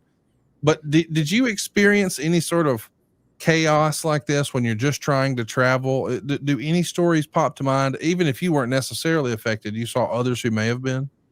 Yeah, you know, and of course, you know, Stone Cold had it, you know, bad. Rock, you know, had it, you know, really bad too. You know, those guys were, you know, different level. But yeah, we had it some. I'll tell you a funny story about WrestleMania. We, you know, me and Michael Cole used to do the whole WrestleMania, you know, for 5 hours. You know, we'd sit out there. We'd have to quit drinking water like a couple hours before because we were out there the entire time. I mean, it was brutal. Like everybody's like, "Oh, you poor baby, you couldn't pee for 5 hours. You poor baby. You know, you're so mistreated." While I'm calling WrestleMania. So yeah, I get it. But I'm sitting there one day and I see a bathroom there that's just right off the stadium level. And so I asked the security guard, I said, "Is that private or not?" He goes, No, it's private. I said, "No, there'll be no fans there, right?" And he said, No fans. I said, "Okay, cool." So I'm sitting there in the commentary leading up to the show. I'm drinking water. I'm drinking my energy drink. And all of a sudden, Michael goes, "You'll never make it 5 hours." And I go, "Oh, I ain't worried about it. I'm just drinking my stuff." I'm kayfabing Michael. So we have a long video package. It's like 4 or 5 minutes. I've been waiting for this. I get up and I run to the bathroom. Michael Cole goes, "You bastard!" Yeah. So I run to the bathroom, and it's supposed to be private. Well, because the video package is playing, everybody's rushed to the bathroom. It's not private. It's full. It's probably a bathroom that can hold maybe 20 people. It's probably got 50 people in it. I mean, they're just lined up. And I walk in, everybody's like, "JBL!" And I'm in a tuxedo and everything. And I said, "Guys, I'm sorry. I didn't know this was a public restroom." I said, "I got to be back out at the booth in less than 2 minutes." I said, "Can I cut in front of everybody?" And I said, "I'm sorry to ask this." And the guys go, "Let him pee." And now they're all chanting, "Let him pee, let him pee, let him pee." So I'm in the bathroom now, like 50 people crowded around. So I'm at the urinal. I'm trying to pee. And like everybody's going, "Let him pee, let him pee." And they're all chanting for me to use the bathroom. And guys are trying to take selfies with me. So guys are coming up to me. I'm sitting there holding my John like this. Well, guys, please stop. Fucking stop. It was an absolute nightmare. That's the greatest story in the history of the JBL era of Something To Wrestle. Let him be. Let him be. We're going to Now- have Let Him Pee bumper stickers shortly. Oh my God. Feel Guys it. were literally, Conrad, I'm sitting there holding my, and trying to go to the bathroom. Like, I've got like the whole room watching me. And I'm like, this is the most uncomfortable I've ever been. And guys are like coming around holding my neck, like holding a picture like this, trying to take a selfie with me. I'm like, you got to be kidding me. Oh gosh. How new of a problem is this? You know, there being fans everywhere you travel when you go to Europe. Like we've seen the old footage of like Bret Hart getting off the bus and there's just dozens or maybe hundreds of people lined up. Was it always pandemonium in Europe? And was it unique to Europe? And do you think that's based on just the culture difference or the scarcity of WWE visits over there? The second, the scarcity. And I think if nobody toured here, you know, when I know this is an old analogy. It's one of the greatest bands of all time. The Beatles showed up here as Beatlemania. You know, when groups come over that you hadn't seen before, you know, it was different. You know, when Rolling Stones are, you know, different level. Good TV in places. I mean, the places would be, it'd be packed. Hotel lobbies be packed. Everything would be packed. You know, when the Von Erichs first went to Israel. And they got the Israel deal because somebody had bootlegged a bunch of WCCW tapes, was putting it on Israel television. That's how they ended up with the deal in Israel. They had tens of thousands of people at the airport waiting to greet them. So, no, this is nothing new. It's just, but it is something that needs to be dealt with. It is going to be interesting to see if WWE starts to take different precautions. It feels like over the weekend, Rhea Ripley may have gotten to a tipping point, and I don't know that you've seen this, but there's been a stalker from Canada who is actually still in jail right now. And I think he was even refused bail. I know he's been stalking a WWE diva. When you've got, and I'm not acting like, you know, we're these big, tough macho guys who have to protect the women, but I'm saying from a company standpoint, man, we might be getting to a place where the divas are going to have some sort of security with them to travel. Do you think that's the reality next time they go to Europe, or should we just, you know, are we expected to wait until something happens, I guess, or what would you recommend? Hey, I hope not. You know, I hope not, because you don't want anything to happen to anybody, male or female. And I understand it's a different dynamic, and I don't think that's sexist to say. I hope it's not. Right. That you know that women, you know, need the protection here because you have these guys who, you know, are idiots. There's no way they're idiots. I mean, somebody that would stalk a female or a male, that's an idiot that doesn't need to be in open society, period. Yeah. Period. You can lock their ass away. I don't give a shit what's wrong with them or what they claim is wrong with their mental. Who gives a shit? Get them out of society. I don't think you're going to need it as far as regular travel because people are used to seeing celebrities in airports and things. You may need it like in baggage claim when you get there. Overseas, or tend to travel in groups. It's a lot easier to have security because people are in groups. And so I think you're probably going to have security in a lot of these places. Do you think, I mean, I know that over in Japan, because it's always been different, right? Over in Japan, I think you guys were all on a bus together. And I know sometimes you would travel that way in Europe, but since you're making less shows than you did once upon a time, I mean, because the laws are different, the traffic laws are different, and all that sort of thing. Do you think there'll ever be a way where professional wrestling in the United States utilizes those buses, or are we too far past that? Just culturally, could we do what they do in Japan, do you think? Yeah, I think it's possible because of travel. I mean, you know, when you're in Japan, you all fly to one common destination of Narita, the airport there in north of Tokyo, and you all travel together at that point. In Europe, you're either flying over together or you're meeting and you're all together in one group. You know, if you have a show in Baltimore or New York or Chicago or LA, people are flying in from all over the country because they live in different places. So to me, it's almost an impossibility because of logistics to have buses in the United States. Now, maybe between shows, but they're not doing that many shows back to back. And again, people want to travel on their own. We never, you know, I know during my era, we do so many shows back to back. Guys want to be on their own schedule. Guys want to be in their own car, you know, and I feel like it's probably the same today, at least in the United States. I think logistics make it impossible. Well, I'll tell you what's never impossible, and that's smelling good when you do meet some of those wrestlers. And you will, if you check out Mando. Seriously, I'm going to see if I can get Mando to sponsor more wrestling events, especially for us guys. I mean, let's be real. Fall's here, football season, yard work, maybe some hunting trips, but let's be honest. Staying fresh can be a challenge, especially if you're pulling long hours. That's why you need to hear about Mando deodorant. From your pits to, well, everywhere else, Mando high performance odor control and sweat control actually lasts all doggone day. Forget those colognes that just mask the stink. Mando blocks the odor before it even starts. It's one stick and it does two jobs. That's coverage through double overtime games, that weekend project, even these extra long pre-holiday shifts. You're good. It's not magic, it's science. We're talking clinical strength sweat control. One swipe and you're good to go. We're not talking your typical deodorant. Clinical strength, meaning it's at least twice as good at controlling sweat compared with regular deodorant. You see, Mando controls both sweat and odor for 72 hours.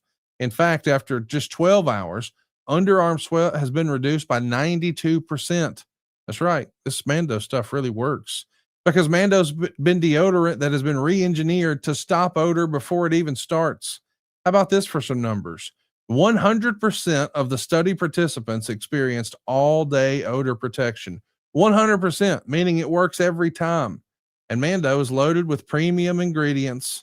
Unlike the other deodorants that are loaded with chemicals, Mando is using gentle mandelic acid to keep you fresh and dry. And it's double protection. You see, Mando's new deodorant plus sweat control stick gives you the double protection you need. No more worrying about sweat stains or embarrassing pit rings. Just all day freshness and dryness. Go check it out right now. Mando's starter pack is perfect for new customers. It comes with solid stick deodorant, cream tube deodorant, and 2 free products of your choice. You even get free shipping. As a special offer for our listeners, new customers can get 20% off site-wide when they use our exclusive code. Just use the code STW at shopmando.com. That'll get you 20% off plus free shipping. That's SHOPMANDO.com. Please support our show and tell them we sent you. Mando's got you covered with deodorant plus sweat control. Say goodbye to sweat stains and hello to long-lasting freshness. So, John, over the weekend, we failed to mention what happened in the final match over in Paris. It was a 4-way dance where CM Punk, LA Knight, and Jey Uso all tried to topple Seth Rollins, but Seth walked out with his girl arm in arm and the world title in tow. This is kind of cool. The last time Seth and Becky were openly portrayed as a couple on TV, it was in 2019, and they were both baby faces. And maybe that hurt them in the fans' eyes. But now they're heels. What do you think about one of the top ladies and one of the top guys coming together on camera? We know they're married in real life. Can it work on camera, John? Yes, and I think it can work mainly as being heels, not as baby faces. You know, the problem you have as a baby face is you want to get behind a guy, and it's hard to get behind a guy when he's married to, a beautiful woman. And I don't care who it is, and so, guys back in the territory days used to be big about they wouldn't wear their wedding rings around wrestling because they wanted people to, the young girls to think they had a chance and, to appeal to a broader audience. I think when you've got these guys and married to, a beautiful woman, which Becky Lynch is, I think it hurts Seth particularly. And it also hurts Becky as far as people know she's not available. Right. And so I think as heels, it's terrific. As babyface, I think it'd be tough. Well, let's talk about what might be happening next. There's been rampant speculation. I'm sure you've at least seen it. People have wondered if and when AJ Lee would ever consider coming back to WWE. Of course, the last time she and Phil Brooks were actually both employed for WWE was the morning of their wedding. Later that afternoon, once the FedEx truck came, CM Punk was no longer under contract to WWE. And as we know, AJ's contract finishes up and she's kind of been out of wrestling for a bit. I know she did some work behind the scenes with Jeannie Buss and WOW, but there's lots of speculation that this has to mean something. If Becky is on screen with Seth, it only makes sense that Punk should be on screen with AJ. Do you think that happens? And hypothetically, will it happen on ESPN on September 20th at WrestlePalooza? Oh, good question. What a great place for it to happen. Where's WrestlingPalooza at? Indianapolis. It'd be a great city for them to come out. It's a great wrestling city. I think it happens. I have no inside information at all whatsoever. So I don't know. I'm speculating like every other armchair quarterback out there. I think it probably happens. I mean, there's a clamor for her, and apparently she's in terrific shape. I I guess she's, done, according to social media, done some wrestling stuff as far as training. She was really over, by the way. And I did commentary with her. Smart lady. I think yes. I think she probably does come back for that. I hope she does, because I think the fans are going to go nuts for her. She's obviously going to get a hero's welcome, and I think a lot of old AJ Lee fans would love to see her back. Do you think that if they bring her back, it would be a one-off, or do you hope if she comes back, it's an extended run? I mean, you probably spent some time with her. I think you did commentary on her matches for years, right? Yeah, did all kinds of commentary. I did commentary for most of her career, I believe, and she did guest commentary with us. She was always very good. I hope she comes back more than just a one-off. I think she would be a huge benefit to the company, and she knows what she's doing.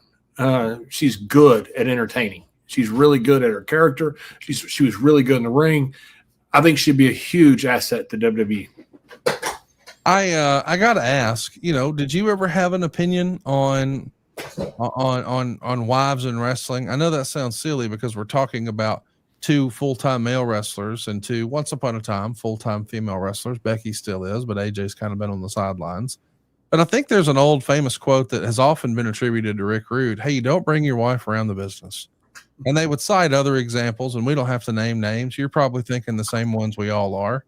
Was that a practice that you thought, hey, man, maybe I do need to keep a little separation between church and state? Because I know you're a private guy. Was that a deal for you? Yeah, it was. I remember, I forget, I think it was Killer. He says, because I had my wife with me on a trip, and he said, hey, be sure and stop off, by the restaurant and by a gas station and everything. Don't show up too early. That way, if you show up late, you always have an excuse. But why are you later? Because we want to show up late when you're. So there was always all kinds of all kinds of advice. But yeah, me personally, my wife works. I don't go to work with her. She didn't come to work with me. Occasionally she would, because it was different, because she'd be off on the weekends, and some arena that's close or something she wanted to go, she might go very, very, very irregularly, not very often. And I always just thought it was to each his own. It's always separate for us. We got to spend just a minute here and talk about this week in wrestling history, because it's a pretty big week. As you and I are recording, John, 7 years ago yesterday was the very first All In. This was, of course, the show put together by the boys for the boys, and we know the Young Bucks are still doing their things in AEW, but back then, AEW didn't even exist. This was the biggest independent show in the history of pro wrestling, put together by those guys on your screen right now, Cody Rhodes and the Young Bucks. Now, we know Cody's at the top of the mountain in WWE, but a lot of people point back to this show and say, might not happen without this show. Now, when this show was going down, John, you were on the inside of WWE. I got to ask, did you get a chance to see All In 7 years ago? What did you think about it? How was it received, as best you know, sort of inside the tent of WWE, in that it's not a Ring of Honor show, it's not a TNA show, it's not a New Japan show, but you do have talent kind of from all of those places here. How was it received 7 years ago, John? Very well among the boys, especially. Cody had the option of taking a guaranteed contract. And again, there's nothing wrong with that. Most people, 99% of people would take what they offered him to stay. He wanted to put all his chips on the table and bet on himself and go out there and see if he could hit the jackpot, because he believed in himself. And jackpot's not fair, because the odds are bad for that. He wanted to go all in because he believed in himself. All In, that's the name of the freaking pay-per-view. He wanted, and might be the reason he named it that, or whoever named it. I'm not saying Cody did. But Cody's sister, Teal. And he went all in. I mean, he put all his chips on the table, and he said, I'm going to see if I can make it on my own. I use Cody as an example of what people should do. I mean, but again, easier said than done to do this. I mean, for everybody that tries, most don't succeed. Cody did. And now because of that, he's making a fortune. He's he's the biggest name, and he's overseeing the most profitable era of all time as a main eventer. I mean, it's incredible, his story. They're going to make movies about this one day. hypothetically, when the whole discourse happened online, and I think it was Dave Meltzer actually responding to someone's question that, do you think anyone outside of WWE could ever fill a 10,000 seat arena? And Dave said no. Cody, of course, famously quote tweeted that and said, I'll take that bet, Dave. And he put his money where his mouth is, and they promoted All In, and we know the rest is history. But when they first put tickets on sale, when they were promoting, hey, we're going to do this, did you expect it to sell out? No, I didn't. I didn't think it would. I thought there was a demand there. I think if you did it nowadays, I would expect it to sell out. If you had something like this, similar dynamic, these guys are, Cody's a rare individual. If you had something like that now, I would expect it to. Back then, no, I didn't think they would. I was very happy they did because I was very happy for Cody. I was tag team partners with Dusty's old tag team partner, and because of that, I had a close association with Dusty, friendship with him, and Cody was a big part of our JBL and Cole YouTube show. We did that to give guys chances, like Cody that deserved them, and WWE wasn't using him very well at the time. Had him in the Stardust gimmick, and that wasn't. He did the best he could with it, but it wasn't going to go anywhere. And so we were very happy for him. I think all the boys were excited, and I don't know what Vince thought at the time. I don't think he saw it really as competition. I think he saw it as interesting, is probably the way he would put it. I do want to ask, did you have a conversation at all with Vince about All In? I mean, does it ever come up? Do you remember Vince ever having an opinion about an independent show on pay-per-view? Yeah, Vince doesn't usually sell much. He doesn't usually give you insight that, when I was fortunate to, ride on the plane with Vince a lot. And so I got to hear some, conversations that, normally he wouldn't say in public, because around public, he wouldn't comment because he knows his comments would be repeated. And so he's very careful about that. I remember what happened and I remember talking to Vince about it, but I think he thought, hey, this is great, good for them. I don't think he saw it as competition. Yeah, I mean, I don't think anybody necessarily assumed that an independent popping up out of nowhere was necessarily going to be competition, but it feels like to me the promoter in him would have loved that some guys decided, hey, I want to try my hand at promoting, and sold it out. Like, it feels like Vince would have had a lot of respect for that. Yeah. I remember Jesse Ventura told a story at his Hall of Fame, that when he went out and became governor, that all of a sudden, WWE wanted him back. And he said, oh, that's how this works. I remember Vince kind of laughing about that that is how it works. You go out from WWE, make a name for yourself somewhere else and come back. And as a promoter, Vince, absolutely. He would give huge kudos to this. I wonder if you've ever thought about the business ramifications of All In. Do you know the backstory with Ring of Honor and all that on this story, John? No, I don't. So Hangman Adam Page, Cody Rhodes, and the Young Bucks contracts all come due at the very end of the year in 2018.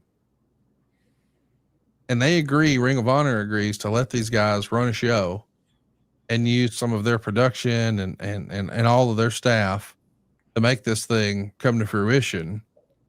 And then the guys don't re-sign with Ring of Honor and leave and go to work for Tony Khan, launching AEW in Japan. It was a really cool moment in early 2019 in Japan. I'm so thankful it happened. It's great for the business. But that almost feels like the Louisiana Purchase of wrestling.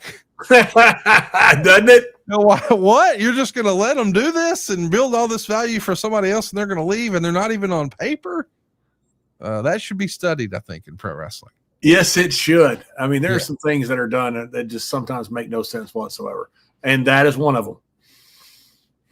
Trend Massacre, I know you and AD are wondering. We are, in fact, live and reading your comments. We're still live on YouTube for a few more minutes. I do want to mention something else monster happened this week, 30 years ago, John. We're talking about the debut of Monday Nitro. This Thursday will be the exact 30-year anniversary of that very first Monday Nitro, live from the Mall of America in Minnesota. People were banking and betting on this being an epic failure. There's a pretty famous interview of Paul Heyman. I believe he was at CyberSlam and answering some questions about what he thought about the chances of WCW actually competing with Monday Night Raw. And Well, almost everyone agreed with him. This is not going to work.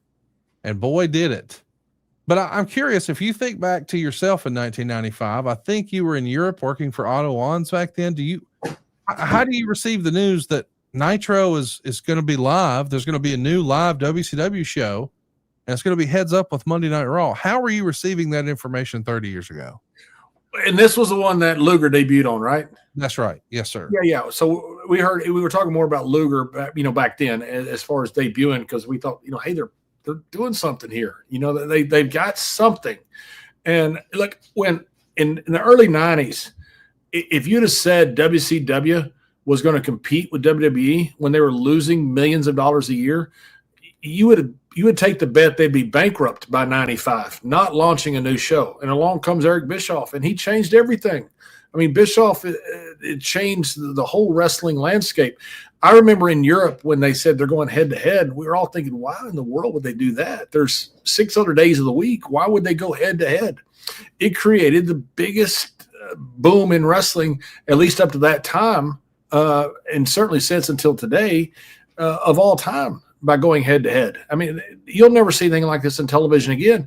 This is like SNL has another comedy show going up against them on Saturday night.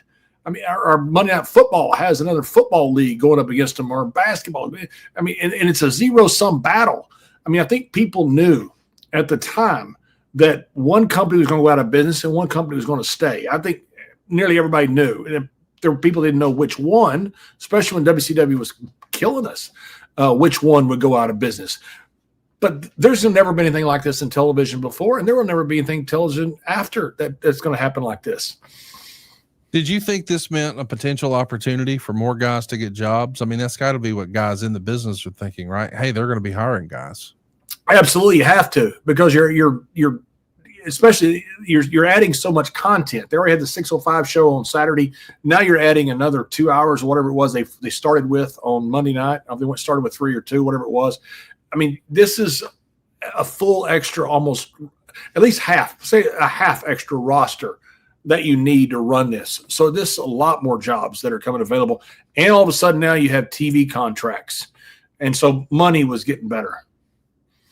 We knew that this was big for the business. Like, the business was terrible in 95. I mean, absolutely horrible. We couldn't give away tickets. Some about WWE, and the WCW wasn't a lot better. They got hotter before we did. But in 95, before I got there, we knew how bad business was. Europe was still good. We had a great tour that year of 95, but I knew I was about November that I was leaving to probably go to WCW or WWE. And I knew some other guys had some feelings going out too, and that was probably going to end up, the territory was probably going to be over at some point in the next few years, and it was. So we knew that the business dynamic was changing completely. It's something I wanted to ask. I think you get your tryout match with WWE. It may not have been a tryout, but it was a dark match with you and Savio Vega in December of 95. So that would have been just a handful of months after Nitro debuted, and you were supposed to be going to WCW the next day or the next week or something like that for a tryout, right? Correct. Yeah. I talked with, actually it was DDP that was initially called me. I'm not sure how, I can't remember how he got hold of me. I didn't have a phone in my caravan. We had a pay phone downtown, and Bruce thinks Owen Hart was the one that gave me a number, and DDP may have sent a message over with me for something or something. I can't remember how it got a hold of me, but it was Dallas. He wasn't in the office then, but I guess in unofficial capacity had first reached out to me. And then I got to talk to other people at WCW, and they want me to come in. But I was agreed to come back through Philadelphia first, where the pay-per-view was, and then we're in Bethlehem, Pennsylvania the next day. And I went to the pay-per-view, and Tony Gurria threw me out of the locker room. And so I was going to go to WCW, but I couldn't get a flight out because it was a snowstorm. So the flights were all canceled. That's the reason I stayed. And Gurria found me, and I joke about with him all the time now. He's a wonderful guy. And he says, who are you here with? And I said, I'm here by myself. I've been in Europe a couple of years. I'm supposed to have a tryout match. And he goes, well, you're not on the list. You got to leave. So screw you.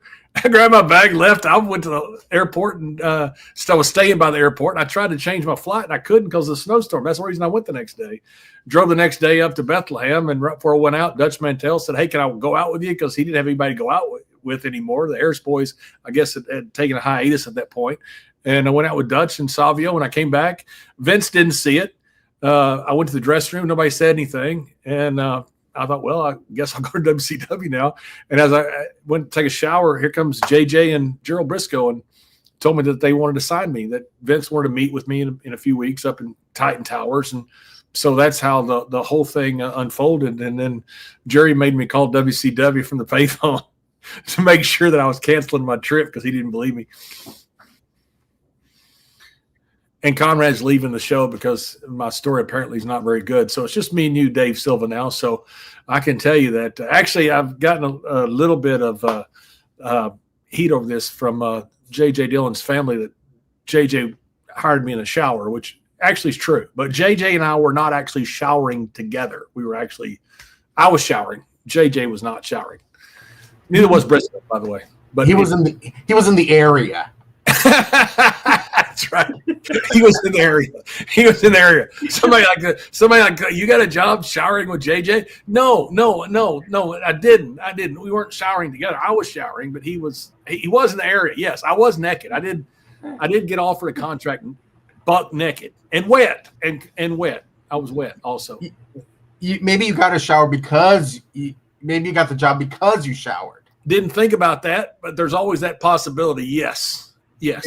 I think we already established that there is quite a few stinky wrestlers out there that might need a double dose. They're like, hey, this guy showers. He's obviously smells good. Has Mondo. He takes Mondo before Mondo. Hey, we're gonna hire him, and hopefully it rubs off on Vader. We all need a little Mondo. That's right. Exactly. I just had a great segment with Dave Silva. He's funny. As a reminder, next week we're gonna have the bumper sticker. Let him pee right here from Something to Wrestle. God, Conrad, if you could have seen that old freak, I went in there. I'm about to pop. About to pop. I've been drinking drinks for that whole like 2 or 3 hours because we had about there for the pre-show too. And I'm sitting there drinking drinks, and I go, I got this bathroom there. I walk in there, that thing's full. I'm just like, oh my God, this is the worst day of my life. Well, let him pee. Let him pee. We're going to let you pee over on TikTok. Okay, maybe that's not the transition I was hoping for. But Something to Wrestle has a TikTok now. If you've been missing out, what are you waiting for? Go throw us a follow right now. It's at Something to Wrestle. Yeah, Something to Wrestle, bringing those legendary stories straight to that TikTok feed. You can get your favorite Something to Wrestle moments from JBL and Bruce in bite-sized form over on our official TikTok at Something to Wrestle. Help support the show by checking out Something to Wrestle. That's at Something to Wrestle. Throw it a follow on TikTok at Something to Wrestle. It's totally free. We're live here. We're going to take a few more questions and then we'll put a button on things. We've got AOTV Productions. It says a lot of fans are predicting Rollins and Lynch versus Punk and AJ Lee at WrestlePalooza. What do you guys think? What do you think? Is that a good idea? A bad idea? Oh, I think it's a fantastic idea. They haven't done a mixed match like that in forever. And I think it'd be fantastic. Four of the biggest stars in wrestling and returning AJ Lee. My God, man, to me, that's a home run. Nate the Lawyer says the greatest wrestling match ever was Bret Hart and Stone Cold Steve Austin at WrestleMania 13. You got a counter to that one, or you co-sign on that one? It's my favorite too. Yeah. I got to agree with Nate the Lawyer on this. I remember watching that and thinking, my God, man, they did a double turn. And I mean, I've always said that every champion that becomes a champion has to walk through hell. Like Andre had to, topple the giant. Stone Cold had Bret, and the Rock had Mankind, and so did Triple H. This was the moment for Steve. Bret Hart is as good as everybody says he is. Now Steve is awesome, but Bret made Steve that night, and I thought that was just it. I don't know if you can argue a better match. I mean, great is great. You might say these matches are in that category, and I'm sure there are a lot of matches that are. Undertaker and Shawn WrestleMania 25, I thought was that same level exactly. And I saw Finlay and St. Clair in Europe. I thought it was the same thing. But great is great. And Nate the Lawyer, I go with you on that. Michael says AJ messed up saying Cornette's name. I don't know. I think he got it all right. Corey Richardson says what happens to AJ will happen, but I think he's saying canceled over this is borderline insulting to Stu. Respect to both JBL and Conrad. I'm not going to say I agree, but I'm ready to hear from Stu. I'm with you. I want to hear from Stu when we can. Yeah. But I'm wondering legally, we may be a ways away from that. What do you expect is going to be the next shoe to drop in this whole saga, John, if you had to guess?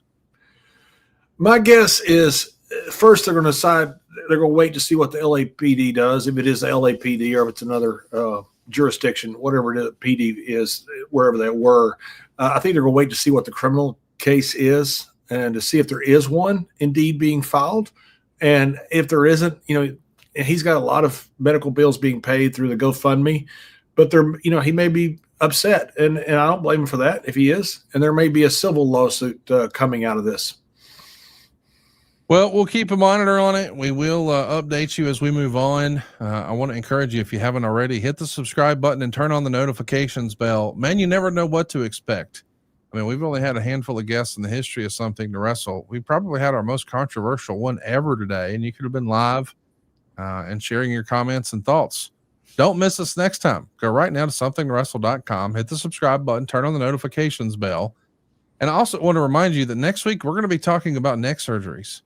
John knows a thing or two about those. There's been a lot of people he shared a locker room whose careers were forever changed with back injuries, and he knows a thing or two about back injuries himself. But Kevin Owens, Colby Corino, Will Ospreay, whether you're looking to the WWE or the AEW or the independents, it feels like there's a rash of this going on. We'll talk about that next week. We also want to hear what you think about the top 5 finishers. And in the meantime, I'd love to help you save some money at savewithconrad.com. A fellow who just did that is my man Daryl from Massachusetts. He was looking to move his family from Massachusetts to Wisconsin, but he also wanted a home with a lot of land. We hooked him up at Save with Conrad. He came to us early in the process. He wanted to figure out where he stood, and when he was ready to pull the trigger, he came back. You see, at savewithconrad.com, we don't say no, we say not yet, but here's how. He needed a plan, and he knew he wanted a lot of land, and boy, he wasn't kidding. After working with us, he's the proud owner of a home on 20 acres. Go right now to savewithconrad.com. Let my team run the numbers for you. Get pre-approved today. You don't need perfect credit. You don't need a huge down payment. And in some cases, you may not even need a down payment at all. And as a reminder, when you work with our team at savewithconrad.com, we hook you up with a year 3 guarantee. You see, most experts tend to agree that rates are going to improve in the next couple of years. Well, we don't want you to miss out on that. Stop throwing your money away on rent and go ahead and hook up a great deal for your family right now. But then when the rates improve, hey, you won't waste money paying a whole nother set of second closing costs. We're going to hook you up. We're going to waive our lender fees. And by then, hey, you can get a lower monthly payment or access some of your newfound equity, maybe pay off some credit card debt, maybe add a pool. Whatever you're looking for, life gets a little easier when you have a plan. We want to help you do that at savewithconrad.com. NMLS number 2129, equal housing lender, savewithconrad.com. John, I got to say, I've done a bunch of podcasts. This was a first for me today, and I thank you for that. I had a lot of fun talking about the good, the bad, and maybe the ugly of professional wrestling today. Yeah, I did too. And going through this, I'm interested. You told me the fan comments were overwhelmingly negative, which, I see it a different way. And again, it's my opinion, and like I said throughout the whole show, Mark Henry has his opinion, and it doesn't make us a bad person if one of us is right, one of us is wrong. It makes no difference. But my opinion was that I think he's a scapegoat here. And there's a bigger issue here that's going on, but certainly not him. But it's interesting to hear that. And it's interesting to hear the debate. I want to shout out Jack Gaffney, who was with us here early on. And he says, if we can learn something from this, it's that we all just need to do better and treat one another with a little more respect all the way around. Amen to that. We appreciate that sentiment. We share it. We echo it. And we'll see you next week right here on Something to Wrestle with John Layfield.